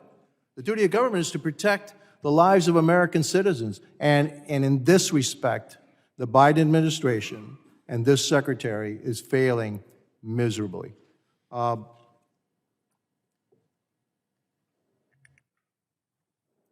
Much has been said about the decrease in the number of migrants that are coming through the border now from the height. And yeah, maybe it was, but the number that I got, the last, in February 2020, only 36,000 migrants were encountered at the border. Now we're looking at as 100,000 as being a good number, 150,000 being a good number. It's an utter disaster what's happening at the border. It's an utter disaster what's happening at the border. And one final thought. You know, my colleagues across the aisle think that everything can be solved by throwing money at it. And it cannot. In this case, the best thing we can do is change the policies. And by changing the policies, you will then disincentivize the migrants from coming into the United States, deprive the cartels of the money that they get from them, and then we can start focusing in on destroying the cartels, which are the source of the fentanyl, which is killing 70,000 Americans every single year. And I yield back. Thank you. The gentleman yields. Without objection, the title of Mrs. Vaughn's testimony submitted for the record has to be stricken. The wording of that title makes an accusation against the President and the Secretary that they're accomplices to crime, and we have to strike that. So without objection, the title of that testimony is stricken, and we'll move to the next question. I now recognize Mr. Magaziner for 5 minutes. Well, thank you, Chairman. You know, the American people want us to work together in a bipartisan way to solve the nation's problems and to strengthen our security. But instead, we are here for yet another episode of impeachment theater, the latest installment in House Republicans' plans to impeach someone, anyone, from the Biden administration. And it's disappointing. And the facts don't support it. The premise of the argument, and we all know that this is where this is headed, the premise of the argument is something like this: that Secretary Mayorkas, President Biden, are breaking the law because they're not attempting to stop transnational criminal activity at the border. But unfortunately for my colleagues, the facts are not on their side. Here is just a sample of the actions that the Biden administration has taken to combat transnational criminal organizations at the border. In 2021, Secretary Mayorkas launched Operation Sentinel, a collaborative interagency effort to disrupt logistical networks of criminal organizations. Also in 2021, the administration launched Joint Task Force Alpha to enhance U.S. enforcement efforts against smuggling and trafficking groups operating in Mexico and in the Northern Triangle countries. December 2021, President Biden issued Executive Order 14060, establishing the United States Council on Transnational Organized Crime. The executive order outlined a policy for the United States to combat TCOs and established a council to monitor the production and implementation of coordinated strategic plans to do just that. Last year, Congress passed and President Biden signed legislation to increase funding for border security, for better technology at points of entry, for more Border Patrol agents. And in almost every case, our Republican colleagues who were there last year voted against this legislation. This year, the Biden administration launched Operation Blue Lotus and Operation Four Horsemen, interagency surges of operations to seize narcotics, investigate crimes, and investigate dangerous individuals associated with TCOs. In just 2 months, those operations seized nearly 10,000 pounds of fentanyl and more than 10,000 pounds of other narcotics like cocaine and methamphetamines. In the last week alone, Operation Blue Lotus arrested 284 people on fentanyl charges. I can keep going. Secretary Mayorkas launched Operation Artemis to target precursor chemicals, pill presses and parts, and finished substances involved in fentanyl. Secretary of State Blinken, who some of our colleagues are also trying to impeach, organized a ministerial meeting with more than 80 countries to launch a global coalition to address synthetic drug threats, a worldwide effort led by the United States to disrupt fentanyl supply chains. In April, the Biden administration's Justice Department announced charges against 28 Sinaloa cartel leaders. And of course, most importantly, since the expiration of Donald Trump's Title 42 policy, illegal border crossings are down more than 50%. That is on President Biden's watch. So listen, we can all have our own opinions about whether the administration is doing a good job or not. Everybody is entitled to those opinions. But if your core argument is that the Biden administration is breaking the law by not trying to disrupt TCOs, the facts don't support it. And we're going to keep having this debate, apparently, for months to come, but that is the central point. And here's what it all boils down to. Even though the president and his administration have taken numerous actions to address the challenges at the border, detaining criminals, seizing drugs, some of our colleagues are just hell-bent on impeaching a cabinet secretary for the first time in 150 years. And for some, this has been the plan all along. House Republicans first introduced articles of impeachment against Secretary Mayorkas 2 years ago, when the guy had only been in office for a couple months.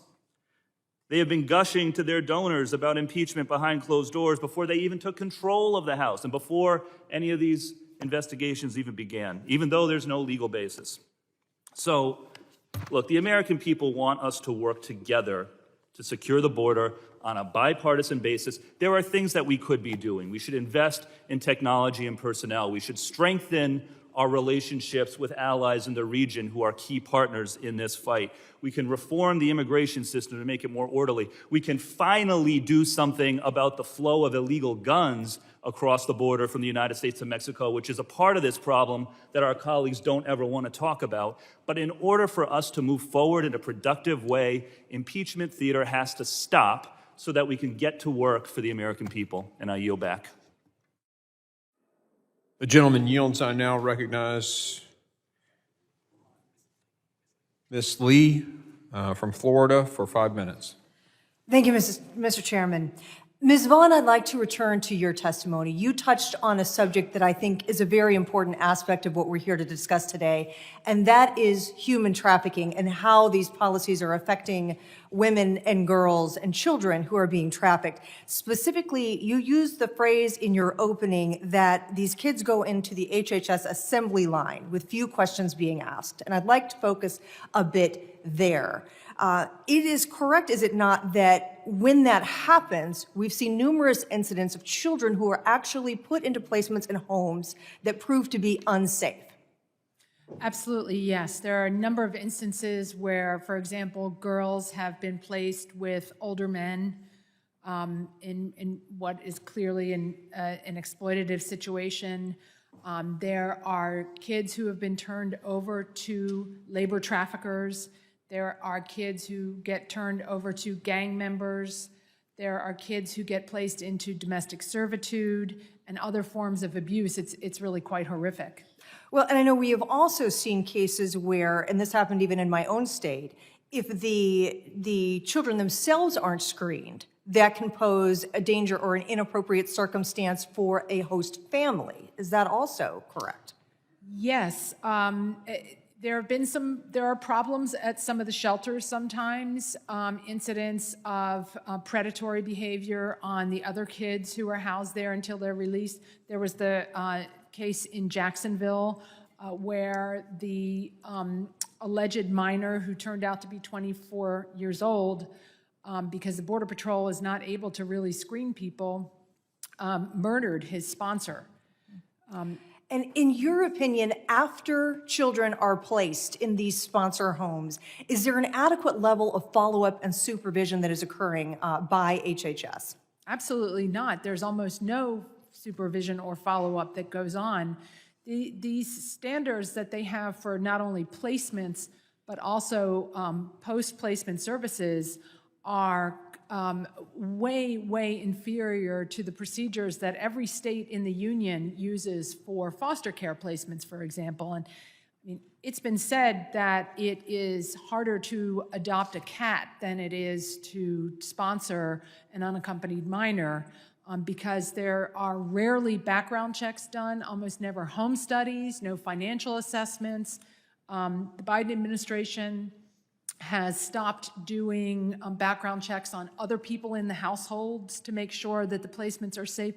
This is something that simply would not be tolerated in our foster care system.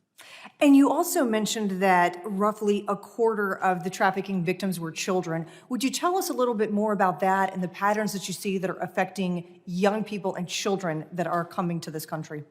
Well, what happens is the smugglers often either convince the parents of these kids that they're going to have a better life in the United States, so pay us a down payment on the smuggling fee now, and the child will make enough money or be able to go to school, or some other tale to get the parents to release the kid, who, when they get to the United States, are often released to a sponsor who turns out to be a trafficker, or are put in directly into trafficking situations. Sometimes it's forced labor trafficking, sometimes it's commercial sex, sometimes it's domestic servitude, but the child is isolated from their family members in the complete control of the people who have custody of them. There's no monitoring of the situation by the federal government that put them in this situation. There is very little opportunity for seeing what's going on in some of these workplaces to rescue the kids. It's a lot of, frankly, hear no evil, see no evil, there must not be any, really deliberately kind of looking the other way at what is happening. Thank you, Ms. Vaughn. Agent Maltz, I want to return to you. You used a phrase in your written testimony that I think is important, and I want to be sure that we today hear the distinction that you make as someone who spent so many years with DEA. The distinction is between drug traffickers, which is something that we've seen obviously for many decades coming across our southern border, but you use the phrase narco-terrorist. Would you please explain to us the distinction between a drug trafficker and a narco-terrorist? Well, a drug trafficker is in the business to make money only, and the cartels, when I first started the work, we known them as drug traffickers, right? But they've evolved from drug traffickers to transnational criminals, but now they're narco-terrorists. Just look at the death and destruction and what they're doing in that country. I mean, when I was the head of the Special Operations Division, I kept on my phone the greatest hits of the violence in Mexico with the decapitations, the chopping off limbs, throwing people in acid. They used to have a guy called the stew maker. He would drop 300 people in acid pits so they were never found. That's why in Mexico today, there's so many disappearances. They don't want to put that out because it's going to deter any, tourism in Mexico. But these cartels, I mean, Jason can tell you, he reports on it every week, every 2 weeks. They got tanks, they got rockets, they got drones that drop explosives. That's another thing that makes me concerned as a citizen, because as our brave men and women are on the border, what happens if one day they drop the explosives on our own people, right? So these guys have evolved to the point where, I mean, they're a multi-billion-dollar enterprise. They have plenty of money. They have no rules. They have no bureaucracy. So I'm very concerned about their evolution and the lack of the way we deal with them. Thank you, Agent Maltz. I'm out of time. Mr. Chairman, I yield back. The gentlewoman yields. I now recognize Mr. Ivey. Thank you, Mr. Chairman. I appreciate it. Got a lot of ground to cover. I do want to start off with agreeing with Mr. Magaziner with respect to the impeachment issues. We've got sort of two tracks of things going on here. One is there's an impeachment track that's pretty obvious that, the dereliction of duty language dovetails exactly with Ms. Green's HRES 598, which is an article, it has articles to impeach President Biden. So we know that's part of what's going on, but the fact that you all are here as a panel, I do have some questions I want to ask you. I appreciate we may have some differing views, but I do want to try and figure out some of the things that are going on here, because I do think we have a duty to try and address the problems that we've got.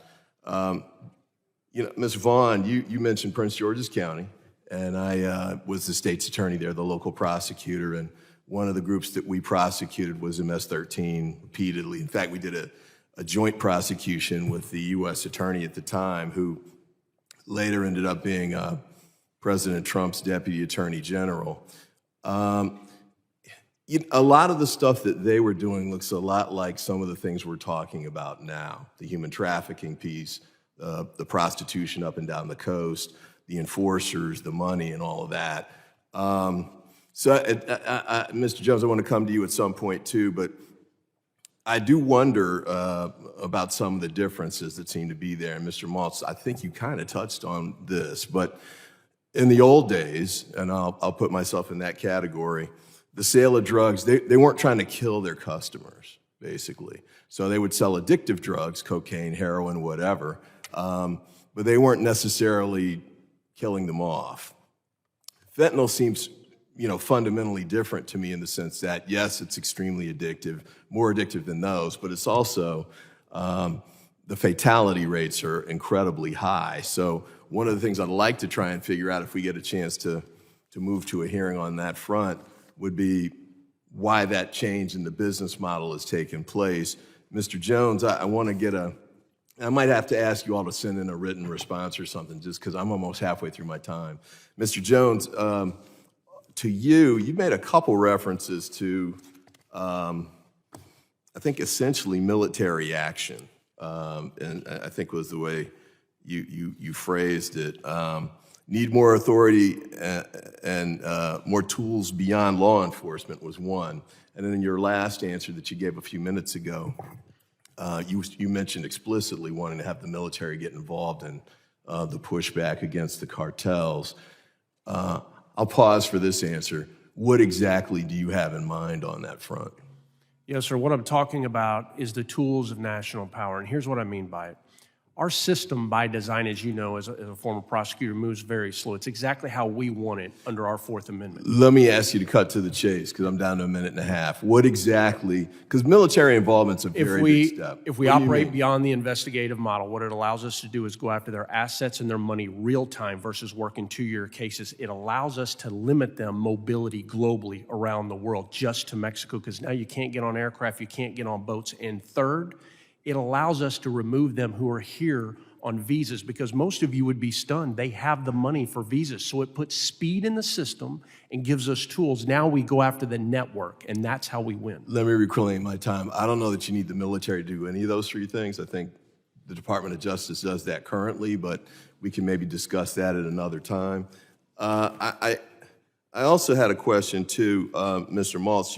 You mentioned working with China and I think Mexico. Here at a previous hearing, I can't remember if it was Mr. Higgins or Mr. Bishop, but we had someone at I want to say it was the White House, that also said the importance of getting involved with China, especially in blocking the amounts of precursors that are coming out of China and going to Mexico. Because when the relationship between the United States and China broke off a few years ago, China they stopped enforcing the exportation of precursors that led to the really explosion of the availability of that in Mexico. And that witness's thought was that part of the answer was going to be that we needed to work with China to address that. With respect to Mexico, I'm running out of time, but Mr. Jones, you mentioned another issue too, which was money. You're the first witness I've heard in one of these hearings to say more money isn't the issue. We've had CPB and those guys come up and talk about we need more agents, we need more drones, we need everything, really, because they're outgunned in a variety of ways. So I guess we'll have to get that from you later on. I'd ask for unanimous consent to offer a couple of articles. how to stop the Mexican cartels, stop supplying them with guns, which I think was a point you made, Mr. Jones. On Biden's border policy, critics both left and right are wrong. Southern border eerily quiet after policy shift on asylum seekers. Without objection, so ordered. Thank you, Mr. The gentleman Chairman. yields. I now recognize Mr. Garbarino from New York. Thank you, Mr. Chairman. Thanks to the witnesses for being here today. Mr. Jones, in its own 2021 Border Security Metrics report, DHS documented an increase in alternative forms of payment in exchange for passage, including migrants being required to participate in smuggling controlled substances or other illicit items across the border, or to work off debts upon arrival in the United States, as well as reports of harsh negotiations concerning payment plans with family members. Can you talk about the rising prevalence of debt bondage and how the cartels are using those they smuggle and traffic into the country to do the work on their behalf? Absolutely. The Gulf Cartel specifically has a saying, and that is that people are the gift they keep giving, because they can make them move the commodity, just as you just acknowledged. But we have seen that on the border where they're now making migrants carry narcotics. We have seen where they then exploit them. We've seen where other migrants are now being used to transport migrants themselves, because you can truly make this commodity do what you want it to do. And what these really represent, that's the most important here to understand, is this is a process. Because just as Border Patrol was being absolutely overwhelmed with these people, so were the cartels. And the Gulf had to come up with a process that worked, and you're seeing it in my hand. There's a number on each of these, and you've got some, you can look here and you'll see. That number goes into a database. And if you, at the time that we broke this story, if you were a Mexican citizen, it was $2,500 just across the river in South Texas. If you were Central American, it was $3,000. If you were Chinese, $5,000. And if you were Russian or Middle Eastern, $9,000. I've never seen money like that ever. It was always $100, if that, and they didn't care where you went. Now think of this. Now these people are moved throughout our nation, but yet they are indebted to these people for years, if not decades to come, in a foreign country. This is where we really are now. You talked about how you've seen this before, but lower numbers. With these higher numbers and the amount of people, is this relatively a new phenomenon under Secretary Mayorkas? It is. Now, the smuggling of people has always been there, but the adjustment from smuggling into the trafficking through debt bondage, because due to the sheer numbers, they thought to themselves, my God, we can make so much money and we can do it for the long run. This is the game changer. When you think of human trafficking, most people think of commercial sex. That's one piece of it. Don't forget you have forced labor, and this is your final form, debt bondage, and now it's nationwide. Mr. Jones, I want to continue with the profits on fentanyl and human trafficking. In 2021, July of 2021, you said, I can without any doubt tell you that the profits they are making today are like nothing we've seen prior. This is a major revenue stream. How have those profits increased since Secretary Mayorkas took office? And how much do you think the cartels are making annually on human trafficking and smuggling alone?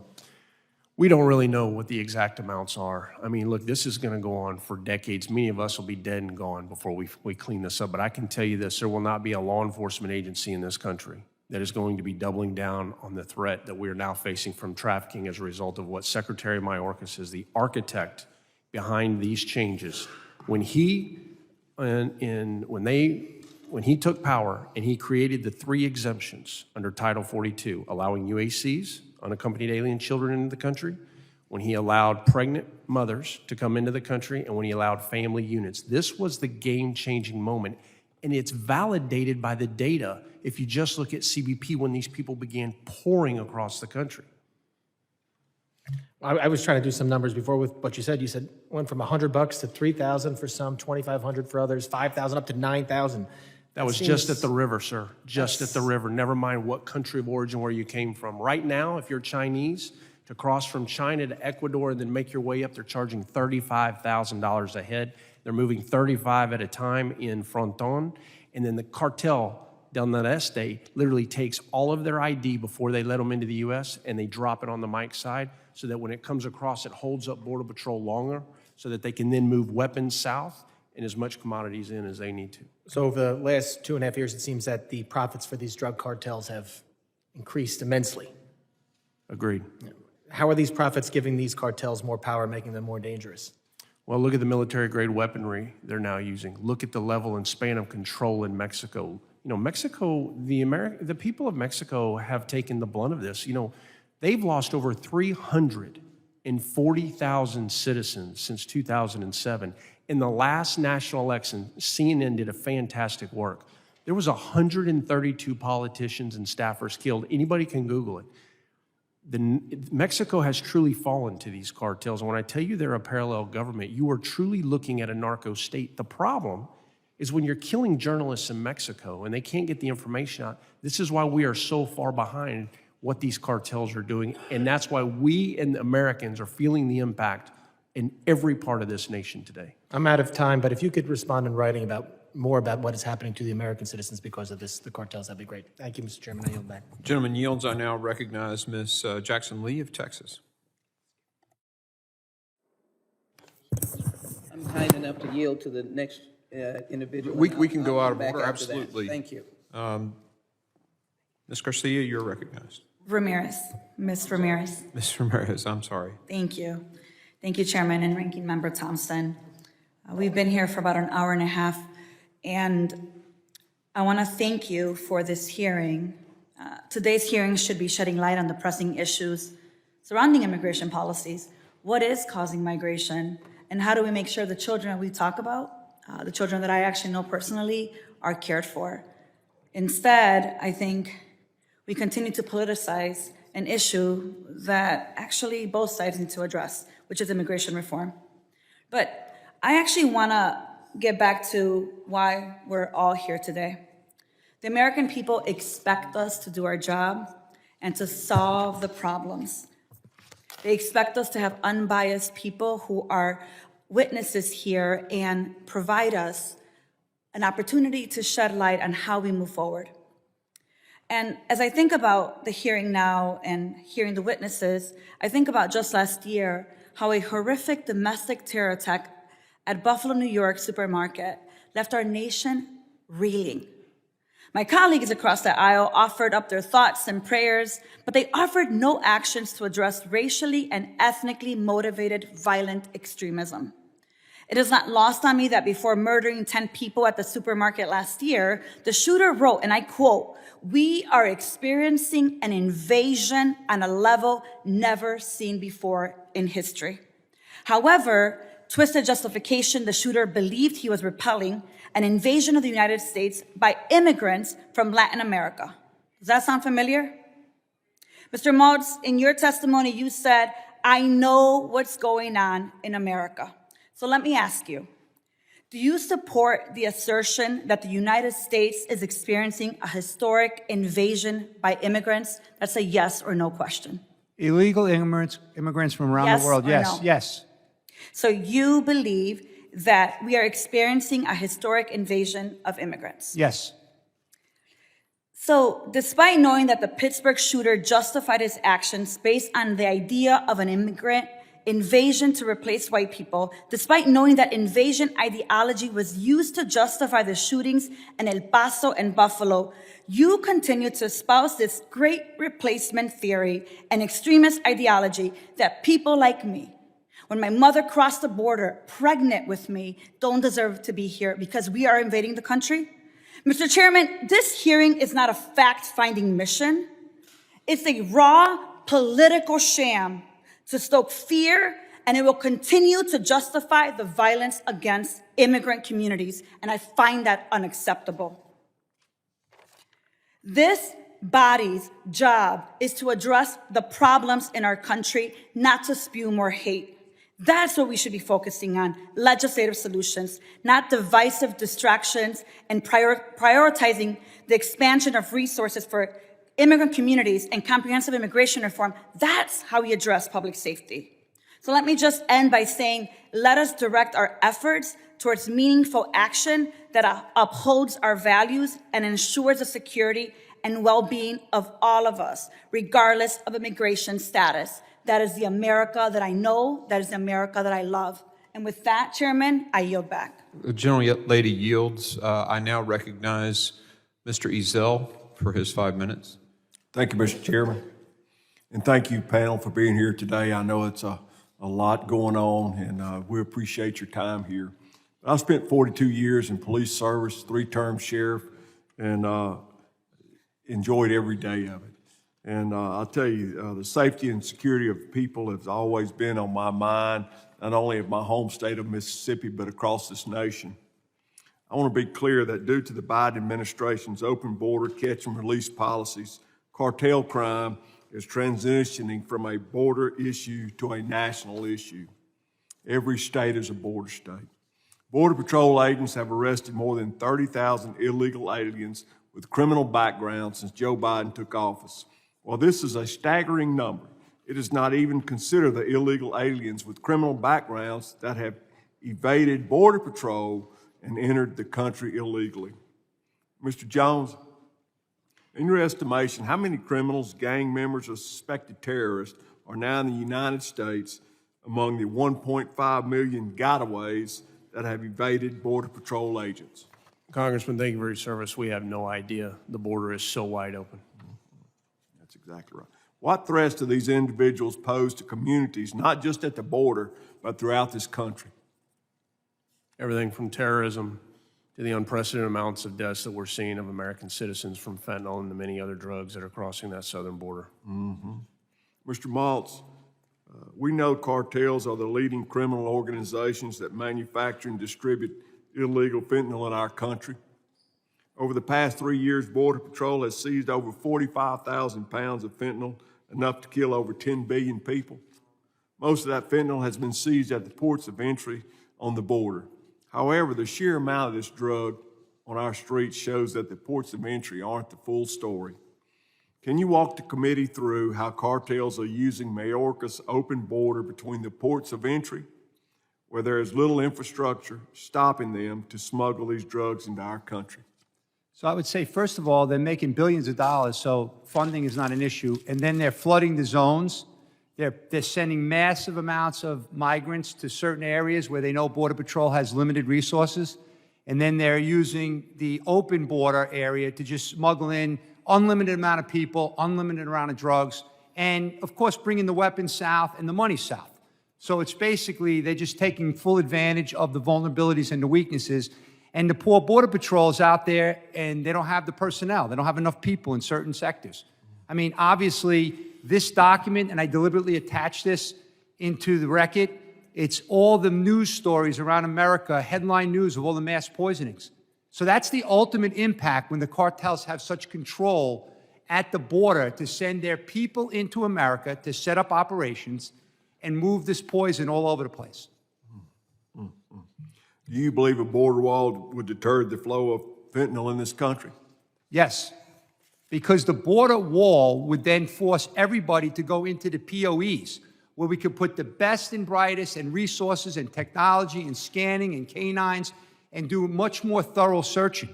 We wouldn't have to worry about our manpower running around the open border trying to chase people down, sometimes 1 and 2 guys. It's very, very, dangerous to be out there when you don't have the manpower. So I would prefer to focus everybody into the POEs. That's not going to solve the problem, but it's going to help, and that's what we're looking to do. Very good. From what we've heard today, it's completely irresponsible that President Biden, from his first day in office, he signed an executive order pausing border wall construction. The 70,000 fentanyl deaths in America are directly attributed to this open border policy. Mr. Chairman, I will not stop working with you to protect our nation's families, and with that, sir, I yield back. The gentleman yields. I now recognize Ms. Jackson Lee from Texas for 5 minutes. I've been in this committee and I've watched Chairman Green and Chairman Thompson work very well together on a number of issues. In fact, they have shown themselves to be respectful of each other. For that, I say thank you. I've had the ability to monitor what has been going on in this room, and I frankly believe that problems don't get solved by castigating and making incorrect statements. I also have a 28-year history in this Congress and have been involved with the issue of immigration for at least that long a period of time. In the Judiciary Committee as ranking member of the Immigration Subcommittee, in this committee as chair of the Transportation Security Committee, ranking chair of the Border Security Committee, and as a Texan, have been to the border many times. I do believe that we can do this and solve the problem of immigration reform together. What I also know is, at least the border in Texas, there are many who are on the border that don't want a border wall because of its intrusiveness. In addition, because of topography and design, the border wall sometimes is not effectively put in the right place to be able to create any kind of criminal incident. After Title 42, we have found statistically, as answered by those at CBP, Customs Border Protection, and the Border Patrol, that numbers have gone down. It is clear that we have work to do together on those who are coming across. It is clear that not one American, no matter what their party affiliation, abhors cartels, violence, and viciousness, and will come together to work on that issue.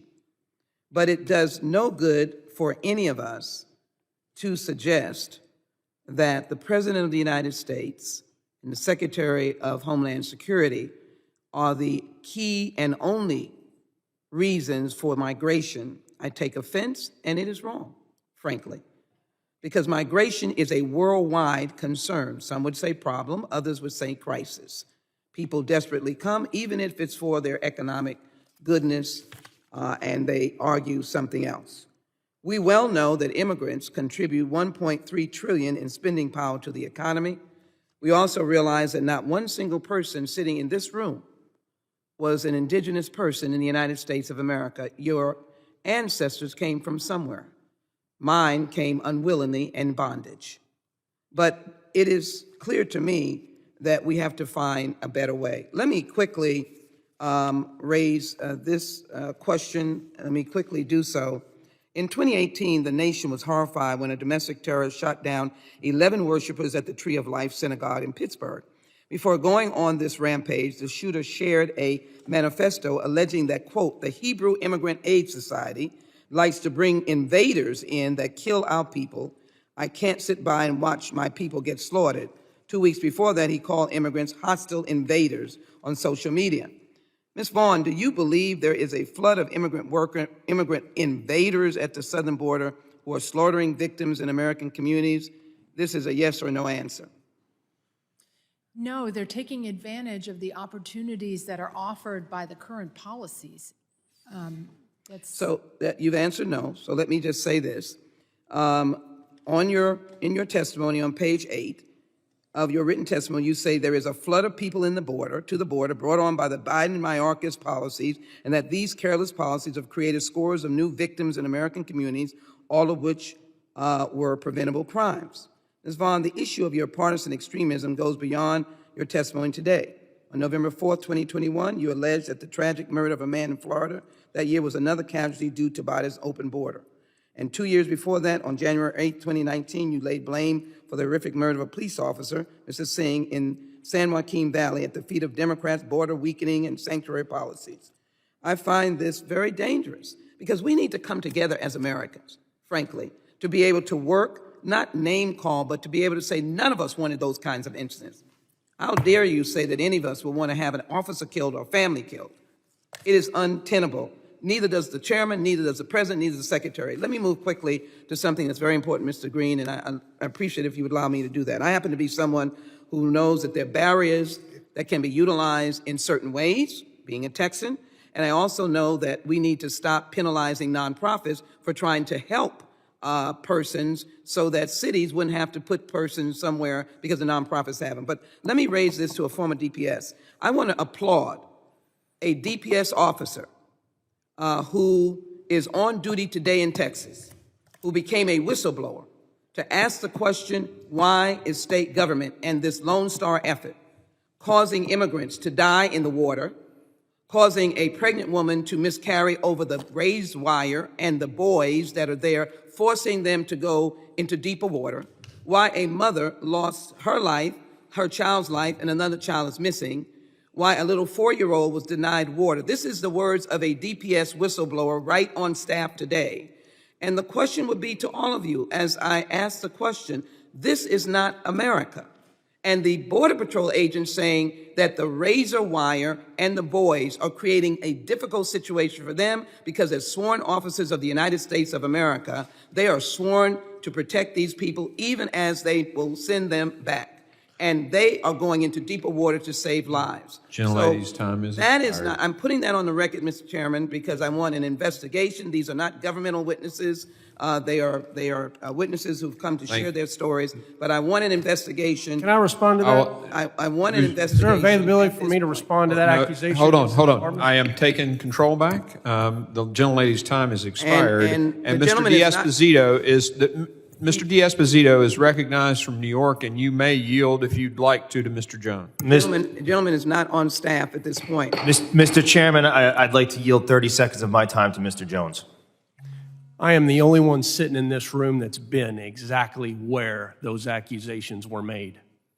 On my phone, I've got video of what the men and women of law enforcement at local, state, and especially the Texas Department of Public Safety and National Guard are going through as hundreds of people 3 miles from the closest port of entry are being crossed by the cartels. And to say that the men and women of DPS are throwing babies into the river is absolute absurd. And that they would do that. That's the accusation The gentleman is recognized. Mr. The Chairman, gentleman he may. cannot malign me in this room. I did not say that. Ms. Jackson Lee, I did not believe this say is my that. time, Ms. Jackson Lee. Mr. D'Esposito, you've reclaimed your time. Thank you. So the name of this hearing, Biden and Mayorkas' open border, advancing cartel crime in America. I've heard this described as a sham. I've heard it described as theater. I heard it described as a complete waste of time. It's beyond explanation. People are dying and crimes are being committed. How is that a sham? How is that theater? How is any of that a waste of time? I want to thank all of you for being here today.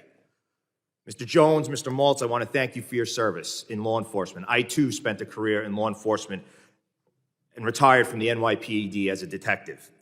There is no doubt there is a crime crisis in America, thanks in part to the dereliction of duty of Secretary Mayorkas' wide-open southwest border. I'm going to ask all of you, it's a yes or no question. Do you believe the Biden administration's soft-on-crime policies, such as their efforts to limit law enforcement access to surplus federal equipment and their restrictions on federal grant dollars to police departments, worsen our nation's crime crisis? Mr. Jones, yes or no? Yes. Ms. Vaughn, yes or no? Yes. Mr. Maltz, yes or no? Yes. Ms. Felbaugh-Brown, doctor, sorry, yes or no? No. Okay. So I've heard this also mentioned that we should be thankful that the numbers have fallen to such a low level. They're not low. There's still thousands upon thousands of people coming to this country illegally, and thousands more that we don't even know about. Quite frankly, it's like celebrating a Category 3 hurricane instead of a Category 4 hurricane. It's absurd. I want to focus on the law enforcement for a second. Mr. Jones, what are some of the main consequences for local law enforcement of increased cartel activity in their jurisdictions? They're completely overrun on the southwest border. If you go to Arizona right now and you sit back with Sheriff Mark Lamb, let me tell you, I've embedded with his law enforcement agency. You realize out of 1 out of every 10 traffic stops that man is making and his personnel are in pursuits 70 miles into the country on Interstate 10. These agencies are overrun. The Texas Department of Public Safety has spent $9 billion from the state legislature to try to support operation between the ports of entry because we are overrun with crime. Mr. Maltz, do you believe that law enforcement throughout this country faces more threats of violence because of our open borders? Absolutely, and I also know they're retiring at record levels at the executive leadership level because they can't take it anymore. The mixed messages are overwhelming. So you don't believe the lines at the pension section are just happen to happen? I just know that I talk to people every day, and they're leaving law enforcement because morale is at a rock level, at the lowest level, because of this. They signed up to keep America safe. I agree, and it's because of exactly failed leadership like this. Mr. Jones and Mr. Maltz, I'm going to ask you a question. Both of you have served in leadership capacities in law enforcement. Have ever, and would you ever, make a decision that would put any of your officers in danger? Never. Never. Right. And that's why we're here today, because we're talking about cartels. We're talking about crime that's being committed. And we're talking about Secretary Mayorkas and his dereliction of duty. Why? Because he makes policies and carries out policies that have put people in danger, has put law enforcement in danger. I only have 40 seconds left. A general question to Mr. Jones and Mr. Maltz. What are the broader impacts on first responders, law enforcement, fire service, because of the cartel along the border? And please, if you could do 10 seconds apiece. Completely overrun. When you look in South Texas right now, you've got Texas troopers who've been deployed for 2.5 years, 12,000 plus Texas National Guardmen, completely overrun and overwhelmed after. Thank you, and Mr. Maltz. The criminals don't fear any repercussions of their actions because they're not being held accountable. Exactly. So what we're seeing here today, we're answering the question to this hearing. So it's not a sham, it's not theater, it's not a waste of time, it's actually a mission. It's a mission to make this homeland, our homeland, the United States of America, safer for our children and our grandchildren. Mr. Chairman, I yield back. Gentleman yields. I now recognize Mr. Menendez of New Jersey. Thank you, Mr. Chairman. We can all agree that Mexican cartels pose a direct threat to U.S. interest. We can all agree that we need to fight the scourge of fentanyl in this country. We can also agree that this body and the United States government should prioritize addressing these issues. But today's hearing has not been a serious discussion of ways to protect American families from cartel activities or fentanyl trafficking. How can we engage in good faith discussions of border policies when this committee's majority is using this committee to arrive at a predetermined destination, the impeachment of Secretary Mayorkas? A destination they have said both publicly and behind closed doors they are set on reaching, no matter what the facts are, no matter what the administration has done to address these critical issues. When witnesses confirm what the majority already believes instead of engaging in actual fact-finding. Ms. Vaughn, you work for the Center for Immigration Studies, is that correct? Yes, I do. Ms. Vaughn, yes or no? Did you speak at an event organized by the Social Contract Press? Look, Yes or no? Yes or no? Yes or no? Yes or no? You were able to answer other questions in a yes or no fashion. Yes or no? Look, what you I did. said is that Did you appear? Excuse me, Mr. Chairman. This is my time. To smear me. No, I'm just asking you questions. The gentleman reclaims his time. Denigrating. Did you appear alongside an editor of Chronicles magazine? Yes or no? Could you repeat it, please? Did you appear alongside an editor of Chronicles magazine? Yes or no? Not that I know of. Did you give an interview to the American Free Press? I've never heard of it. You've never heard of the American Free Press? No, sir. You've never done work with the American Free Press. Okay, well, we'll go back to the record. Explain to me what I think it's important that, excuse me, I'm reclaiming my time. I think it's important that we shed light on the organization you work for, as well as the three organizations that I believe you have either worked for or appeared alongside. The Center for Immigration Studies has been labeled an anti-immigrant hate group by the Southern Poverty Law Center. That's a complete... The Social Contract Press, a white nationalist publisher, has been labeled as a designated hate group by the Southern Poverty Law Center. According to the Southern Poverty Law Center, Chronicles magazine is a publication with strong neo-Confederate ties that caters to the white nationalist movement. And according to the Anti-Defamation League, the American Free Press is an anti-Semitic newspaper founded by a Holocaust denier. On the day that Congress welcomed the Israeli president to address us, we have someone who has contributed to an anti-Semitic newspaper founded by a Holocaust denier. A witness who makes 9 assertions in her written testimony about the administration's policies, assertions the majority will likely rely on to further their cause for the impeachment of Secretary Mayorkas. Yet only 2 citations were provided for those 9 assertions, both of which were provided by the Center for Immigration Studies, where you work, again, an organization that's been labeled an anti-immigrant hate group. I also think it's important that we discuss some of these issues through the lens of our values. Members of the majority, along with some of our witnesses, have mentioned their concern for the safety of migrants. Ms. Vaughn, you contend that the administration's policies expose migrants to abuse by the cartels. I'm glad that you recognize that the long and difficult journey that migrants face is an issue of concern. Immigrants travel to the United States by any means they can in search of a better life for their family, including on foot for hundreds, if not thousands of miles, enduring exposure to injury and illness along the way. That's why it's unconscionable to me that you also go out of your way to praise what Governor Abbott of Texas has done. You say in your testimony that, quote, to the extent there is any improvement at all, it is most likely due to efforts by the state of Texas to physically block the entry points, such as by patrolling the Rio Grande River, installing razor wire and buoys. I'm sure that many of us saw the reports this week about how Texas is telling their medics in the Department of Public Safety to treat migrants inhumanely. There's been a soaring heat wave in the Southwest, yet medics have reportedly been told not to give out water. Governor Abbott has made crossing the Rio Grande River a more dangerous and even deadly proposition by adding the buoys and razor wire mentioned that you alluded to in your testimony, including in areas of the river with high water and low visibility. This report included a story of a 19-year-old woman trapped in the wire who was having a miscarriage. 5 immigrants have drowned in 1 week period in the area near where this wire was installed. Where is the humanity for these people? Where is your outrage when you hear these stories? What are you doing to change the outcome for the people trying to get to this country, our country, to live their American dream for the betterment of their families? Where is your outrage when they have to encounter these conditions trying to get here to seek asylum? I yield back. The gentleman yields. I recognize Mr. Burkeen of Oklahoma.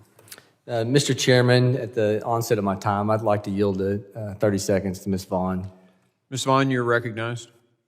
I am outraged because I cannot imagine a more inhumane policy than one that entices vulnerable migrants to turn over their life savings, their families, their kids to criminal smuggling organizations because they believe that they will be allowed to stay in this country and end up in debt bondage and other horrific situations.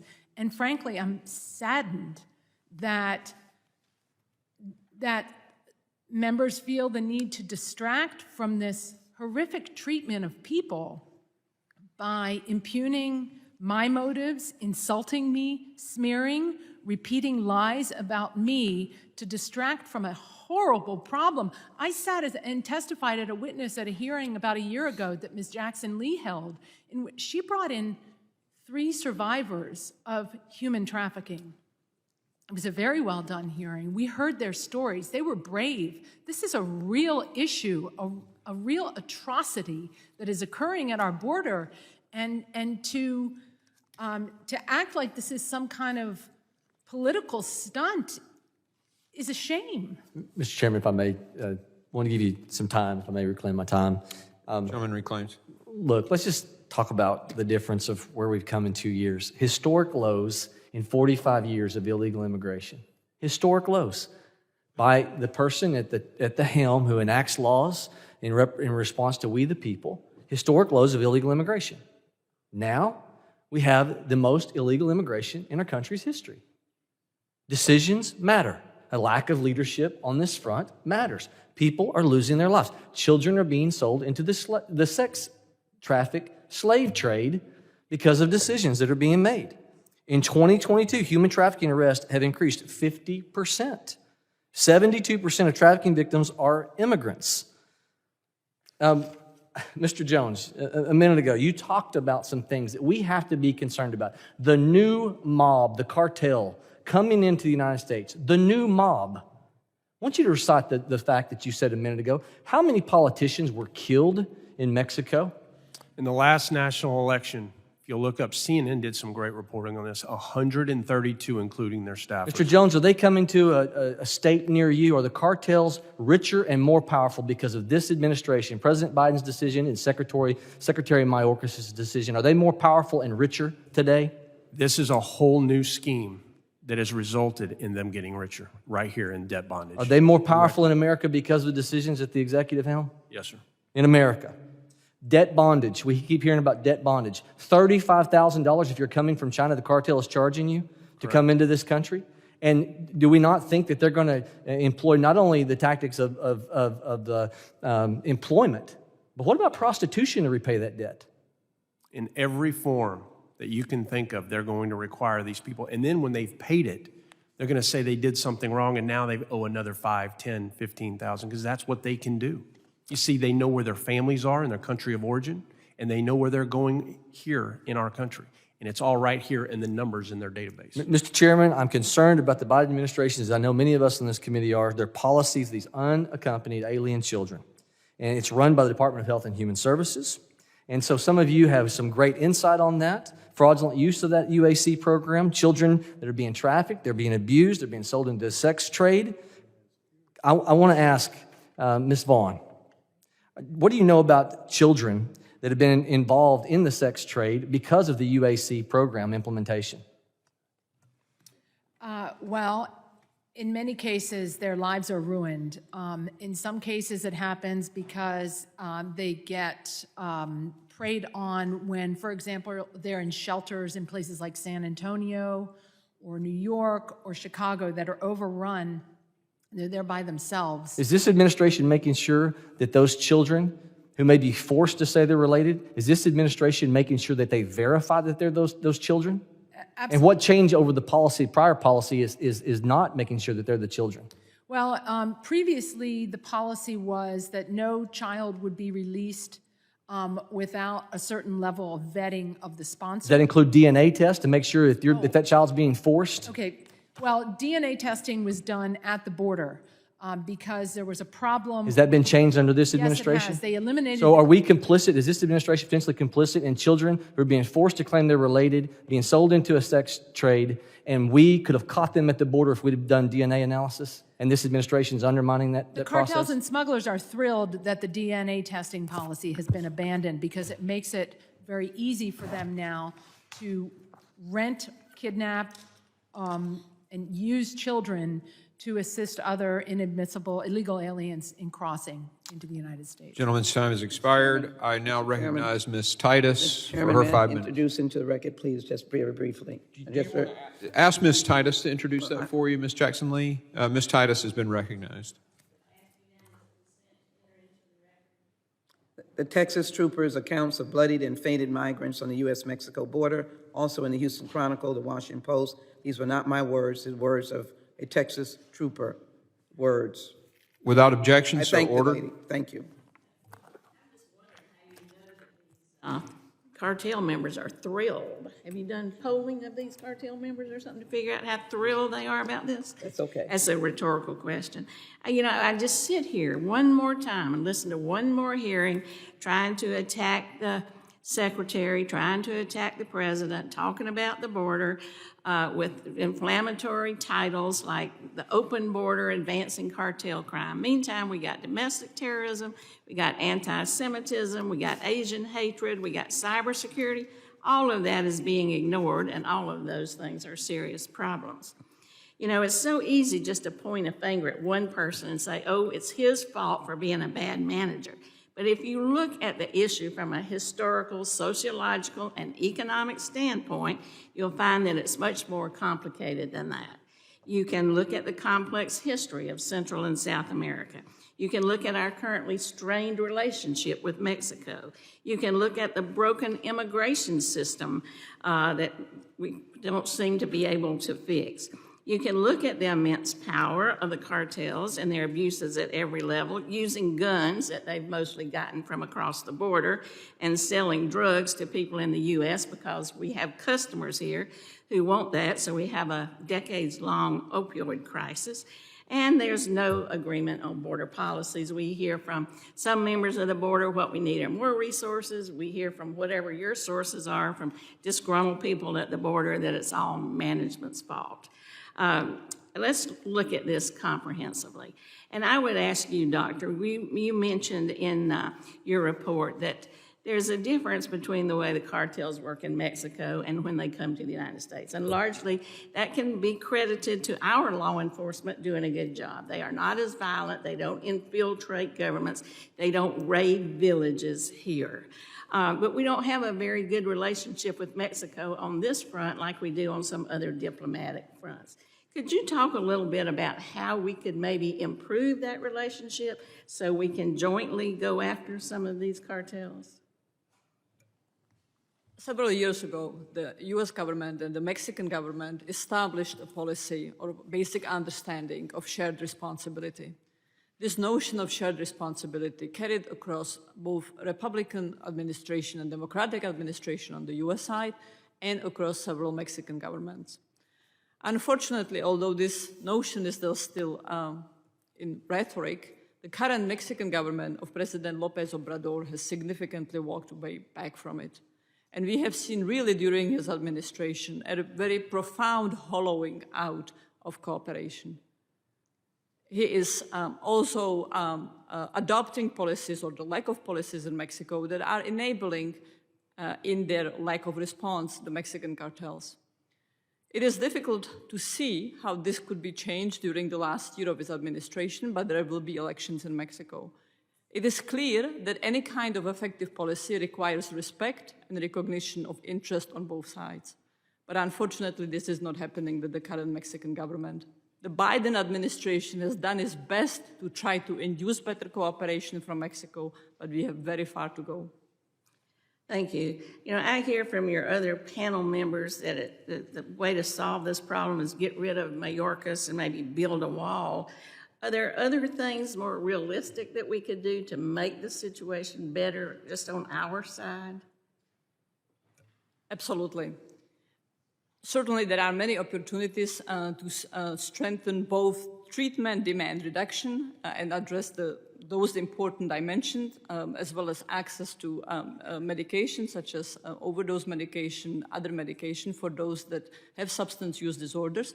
And there are other opportunities to strengthen law enforcement actions. These include resourcing far better legal ports of entry so more inspections can take place.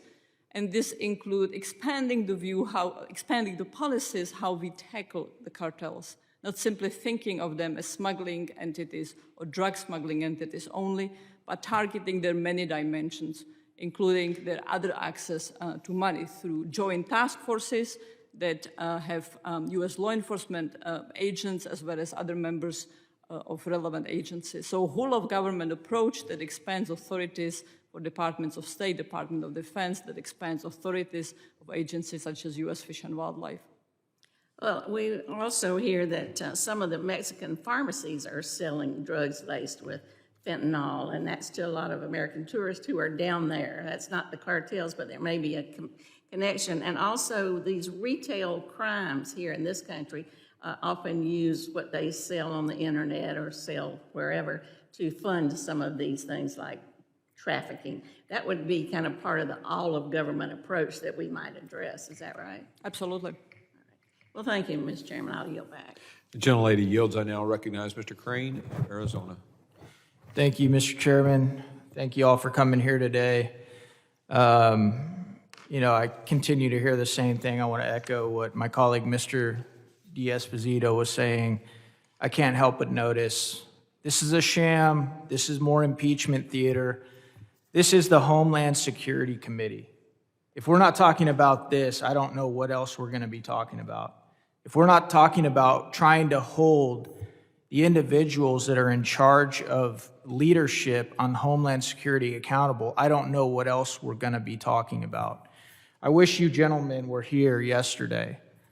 Some of my colleagues on the other side were trying to undermine how effective walls and barriers are.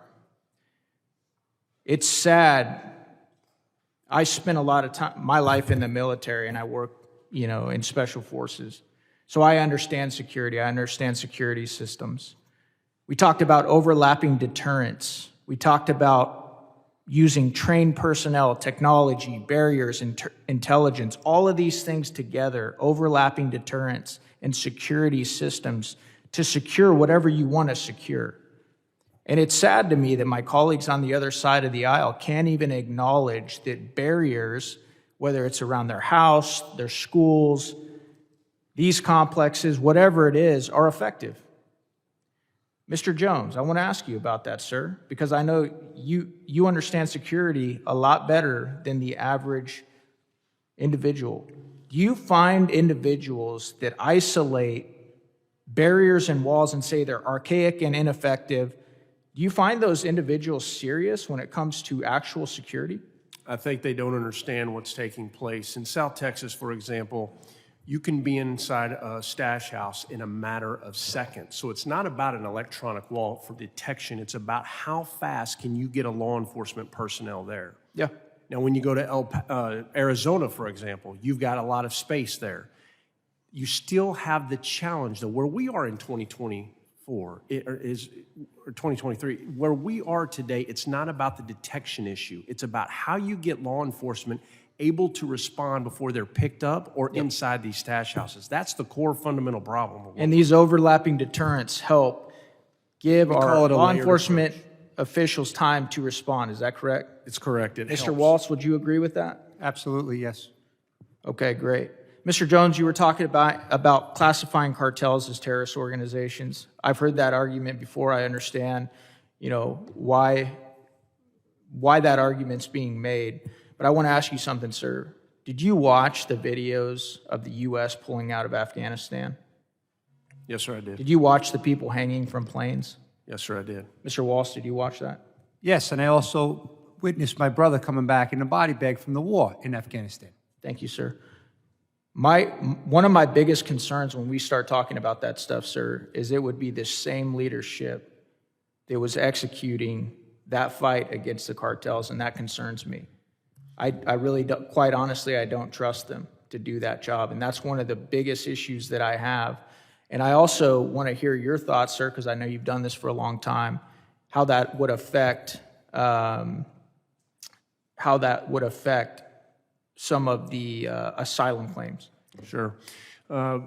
First, we have to understand that the issue right now that we have with these cartels is it's about authorities. I don't look to go to war using our military in Mexico. We have proven in the past, working with the Marines, working with SAMAR, driving intelligence-led operations, but what we didn't do was network theory. We leveraged a law enforcement model, and it was too slow. And what does it do? It goes after the bosses. Just out of time, for time's sake, sir, so you're talking more about using intelligence. Absolutely, Okay. but we will You're not talking about... We will have to use overt action at times.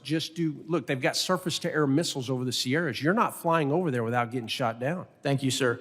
My last question, the Federation for America Immigration Reform Fair recently calculated the cost of illegal immigration to be $150.7 billion to Americans. Do you know how much a border wall would cost to build? Anybody on the panel have any idea, roughly?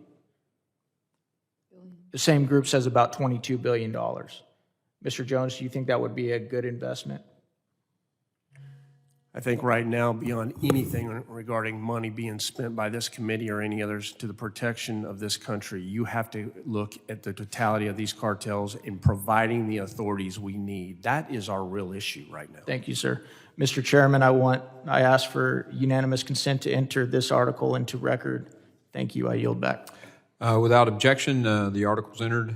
I now recognize Ms. Green for 5 minutes from Georgia.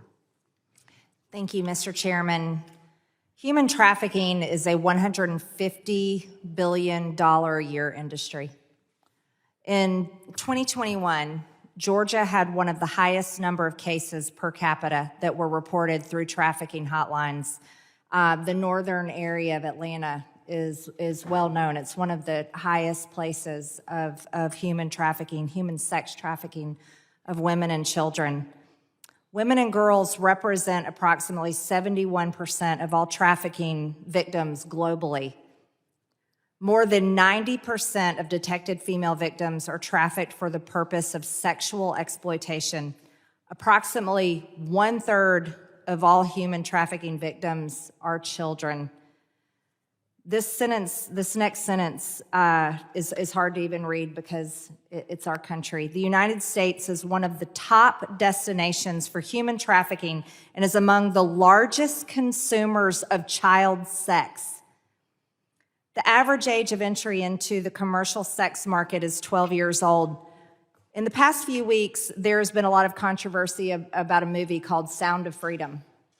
And I can't understand why anyone would say anything negative about a movie that's trying to expose child sex trafficking, especially when it involves our United States border. Ms. Vaughn, can you tell me, is it a conspiracy theory? Is child sex trafficking a conspiracy theory? It is most certainly not a conspiracy theory. It occurs far too much. I have met with and hugged survivors and heard what they have gone through, and to refer to it as a conspiracy is an insult to what they have endured. Is our border a serious issue? The fact that our border is open and the amount of people coming across our border, is that contributing to child sex trafficking? It is most definitely contributing to the problem of not only child sex trafficking, but forced labor and domestic servitude and debt bondage, as we've discussed today. Is our current administration's border policies contributing to child sex trafficking?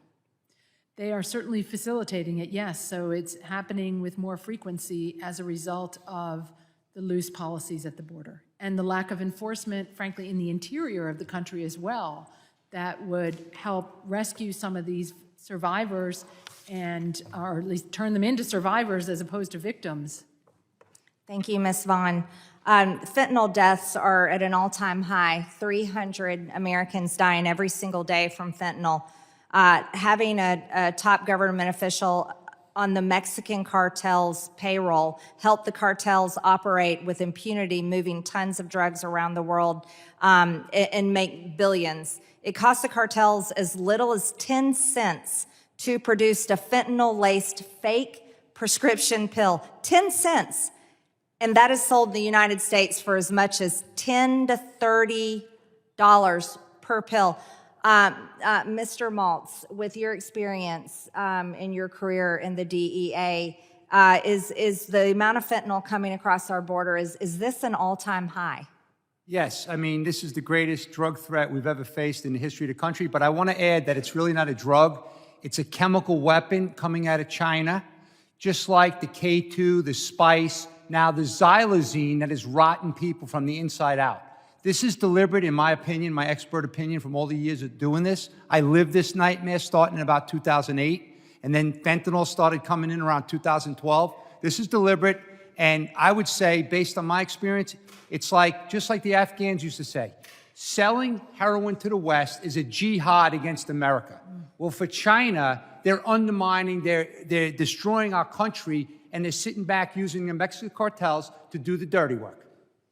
I agree with you, Mr. Maltz, and I believe, and I would ask your opinion as well, with the Biden administration's policies allowing the Mexican cartels to traffic the amount of poison fentanyl that's coming across China, it seems to be, it's not negligence. It's not that they don't know it's happening. They know it's happening. It's hard to deny 300 Americans dying every single day from fentanyl. But would you agree that the Biden administration's policies is helping the Mexican cartels traffic this Chinese poison fentanyl into the United States of America? Absolutely. I mean, you look at this little boy, 3 years old from Kentucky, and this is his mother in the coffin here with the kid because of fentanyl. And it's happening every day all over the country. I deal with the families, I know, and that's really sad. And it's very sad that the current administration overturned strong Homeland Security policies that kept us all safe. That's my passion. I mean, I can't believe this is happening to this great country. I agree with you, Mr. Maltz. It seems that border security should be our utmost important issue that we're working on, not only to stop child sex trafficking, human trafficking, but also to prevent the poison of 300 Americans a day. Thank you, Mr. Chairman. I yield back. Thank you. Gentlelady yields. I now recognize Mr. Garcia for 5 minutes. Thank you, Mr. Chairman. Just want to also to be clear, just to review for the hearing, Democrats want to solve drug trafficking. We want to solve human trafficking, and we certainly want to solve any sort of arms trafficking which funds the cartels. What we don't want, and what some on this committee are hell-bent on doing, is we don't want to demonize or scapegoat immigrants, refugees, and people that need the most help. We're interested in real solutions, not going along with Republican attacks and the crusade to launch fake impeachments of Secretary Mayorkas for political gain. Now, I do have I want to start with a question. Now, less than a year after the Tree of Life massacre in Pittsburgh, which we know killed 11 worshipers, a terrorist shot up a Walmart in El Paso, killing 23 people. Like the Tree of Life shooter before him, the murderer in El Paso believed he was fighting in a war to end, quote, Hispanic invasion of Texas. So, Mr. Jones, yes or no, is there an invasion of Texas at the southern border by immigrants? No, sir, we are now in a new phase. We are a nation overrun. So we're a nation overrun, no longer an invasion. You don't believe there's an invasion going on? I'm saying we're even beyond an invasion. Okay, because you yourself, sir, have on Twitter and on numerous occasions said that there is actually an invasion that's being caused by the U.S. government, similar to the same words that have been said in this horrific shooting. And so I just want to know that words actually cause impacts and can be quite dangerous here and across the country. Our country needs responsible leadership. It needs border security. Of course, Democrats agree with that. And I also want to know, just to clarify the record, that more than 90% of hard drugs such as fentanyl enter the U.S. through legal crossings at ports of entry, which continue to be forgotten over and over again. Democrats have increased funding for ports of entry in the government funding package last year, which Republicans, of course, overwhelmingly opposed. And so we keep hearing over and over again solutions that are not serious, which is why we never seem to discuss treatment programs here in this committee. There's no answers to how to improve access to healthcare or tackle the mental health crisis that's happening in our country. We just keep having the same Groundhog Day hearing over and over again, blaming migrants for a drug crisis that continues to replay itself hearing after hearing. I want to just real quickly just go down the list and ask each of you yes or no for each of you. Yes or no, solving the fentanyl crisis must involve addressing not only the supply, but also the demand that's coming from the United States. Mr. Jones, is that correct? It is, and also we have to remember where the demand is being. So just a yes or no, so yes. Thank you, sir. You have to remember what the cartels have done now. Sir, this is my time. I just asked you for a yes or no. Yes. Thank you. Ms. Vaughn, is that correct? Well, when a Do we have to also ingest demand? fentanyl that they think is Adderall, I wouldn't call that displaying demand. So you would not agree that U.S. demand is not part of the fentanyl crisis? No, I think it is part of it. Thank you. Mr. Maltz? Absolutely, demand is a disaster right now. Thank you. And Ms. Bilal-Brown? Yes. Thank you. Second question, just a yes or no, please. Mr. Jones, have you ever received a direct order from the president to stand down or open the border? Have I received a direct order Yes. from the president to stand down on the border? Yes. No, sir. Thank you. Mr. Maltz, have you? No. Ms. Vaughn, are you aware of any such orders that have ever happened? Am I aware Of of? orders directly from the president No. to stand down and open the border? have any Ms. Bilal-Brown, have you ever heard of that? No. Thank you very much. Also want to just real briefly ask you about some of the border policies, though, that have been proposed by some of my friends on this committee and on the other side. Ms. Bilal-Brown, do you think it'd be a good idea to build a water-filled trench with alligators along the border? Would that be helpful in stopping the border crisis? Nope. Interesting. Do you think that if we shot migrants in the legs and stopped them from coming over, do you think that would be helpful? No. So those policies were actually proposed by former President Donald Trump, just to be very clear. Like members of this committee, I am very concerned that we continue to have this hearing to essentially put down immigrants. I immigrated to this country when I was a young kid. I'm proud to be a very proud American that earned and gained my citizenship. And I hope that in future committees we could stop demonizing immigrants. With that, I yield back. Thank you. The gentleman yields. I now recognize the ranking member for his closing remarks. Thank you very much, Mr. Chairman. To say the least, it's been a journey the last 3 hours. Mr. Chairman, I remain extremely concerned that the committee continues to focus its attention on a baseless attempt to impeach Secretary Mayorkas to the exclusion of its legitimate legislative and oversight work. As Representative Magaziner outlined, the Department of Homeland Security, under the leadership of Secretary Mayorkas, has taken unprecedented law enforcement actions to disrupt and dismantle the cartels. The notion that Secretary Mayorkas is working to advance cartel crime in America, as this hearing title suggests, is outrageous. He's working to combat it. This is a momentous task, one that entirely of the Biden administration is focused on. This committee should be focused on how we can help the administration in those efforts. This should be bipartisan. In the past, it has been bipartisan. But now, we need to look no further than the previous title for this hearing, which accused President Biden and Secretary Mayorkas of being accomplices to crime to understand the goal of this so-called investigation. I'll remind everyone that Chairman Green struck that title from the record because it didn't adhere to House rules. We can also look at the members who accused Secretary Mayorkas of being derelict in his duties before their so-called investigation has even concluded. That doesn't seem to matter. The investigation has closed before it's even open. They are explicit about this. In fact, the hearing that launched this investigation was called Open Borders, Closed Case, Secretary Mayorkas' dereliction of duty on the border. That's right, closed case. This doesn't sound like a good faith investigation.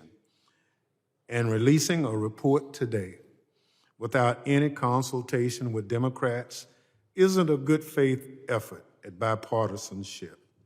Nonetheless, I'm grateful for the witnesses for appearing here today. You know, this is America, and we have an opportunity to voice our opinions. The greatness of this country is that we can do it without any fear of a cartel or anything doing anything to us. But also the greatness of it is that at some point, as Americans, we can come together. It's a process.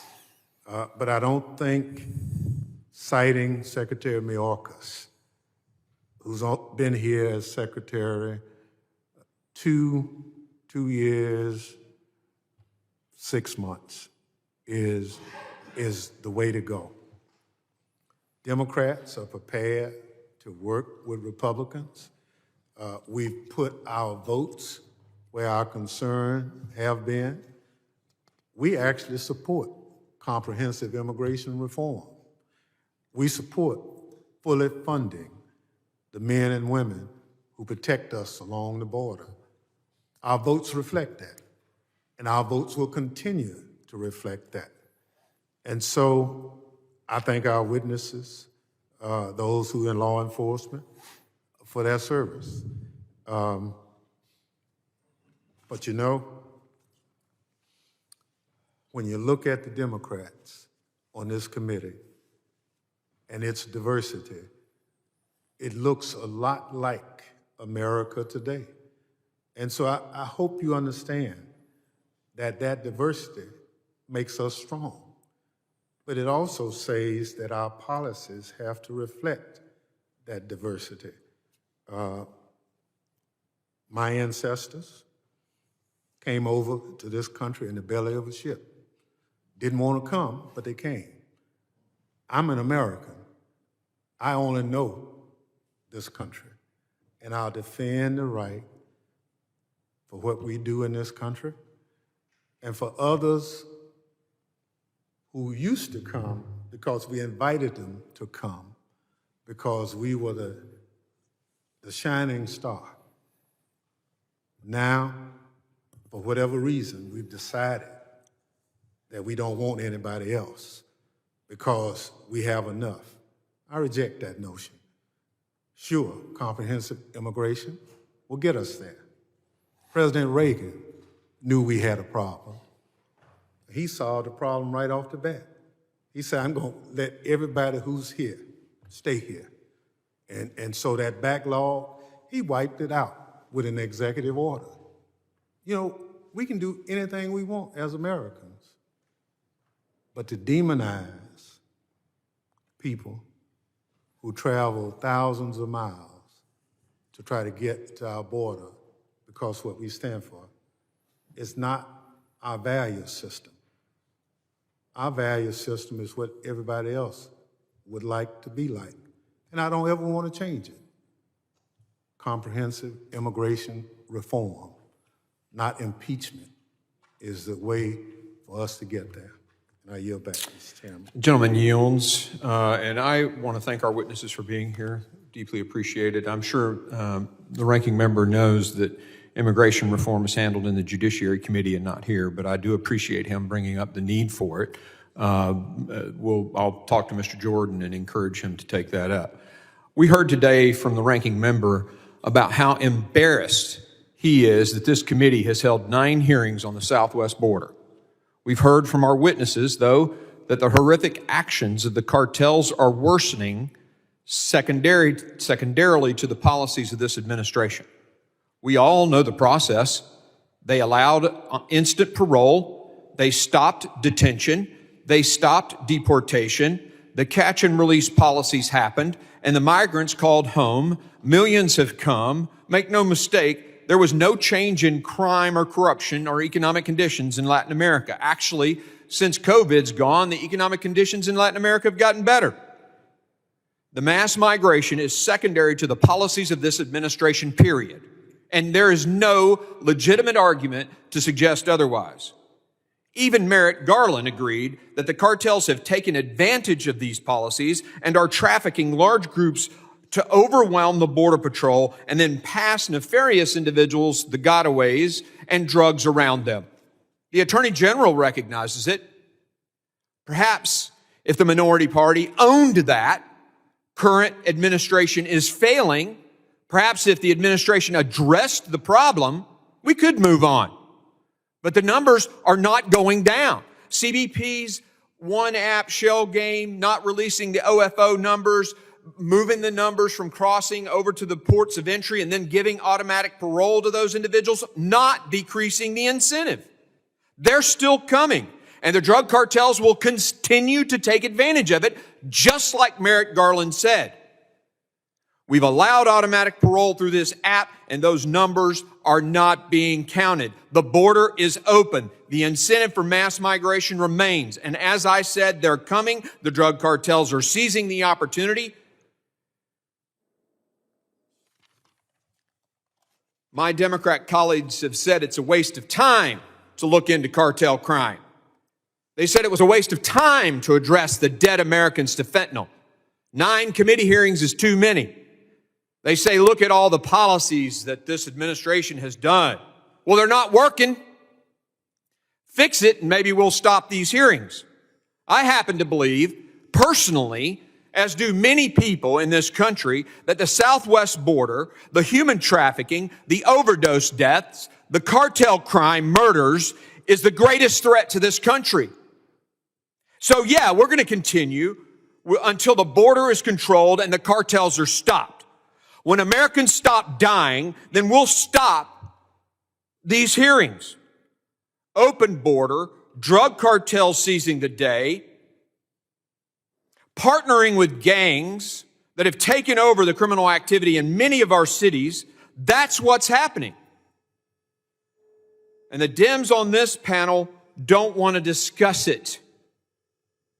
No one has denigrated immigrants here today. Not a single individual has picked on a particular race of individuals or anything. Yet that's what they want to imply. I am offended by that. This is about migration policies that have resulted in the drug cartels taking advantage of them and killing Americans. I hope the media is paying attention. Americans are dying, and the left is saying our committee's investigating this as an embarrassment. 61% of Americans get it, though. That's the percentage of Americans who say that our border is not controlled by us. Yet investigations are an embarrassment. As for impeachment, my Democrat colleagues keep saying how this is somehow an impeachment effort. I've never used those words, not here in this committee and not at this supposed recording that they keep talking about.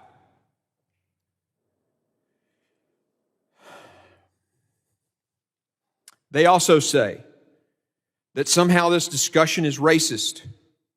It is not racist to say we have a problem at our southern border. It's not racist to say that the cartels are seizing this opportunity of our open border and the automatic patrol and the mass waves of people who are coming. It is not racist to say that. The only reason they bring up that it's racist or that we're trying to impeach or it's some kind of dog and pony show is because they can't tell you that Americans aren't dying.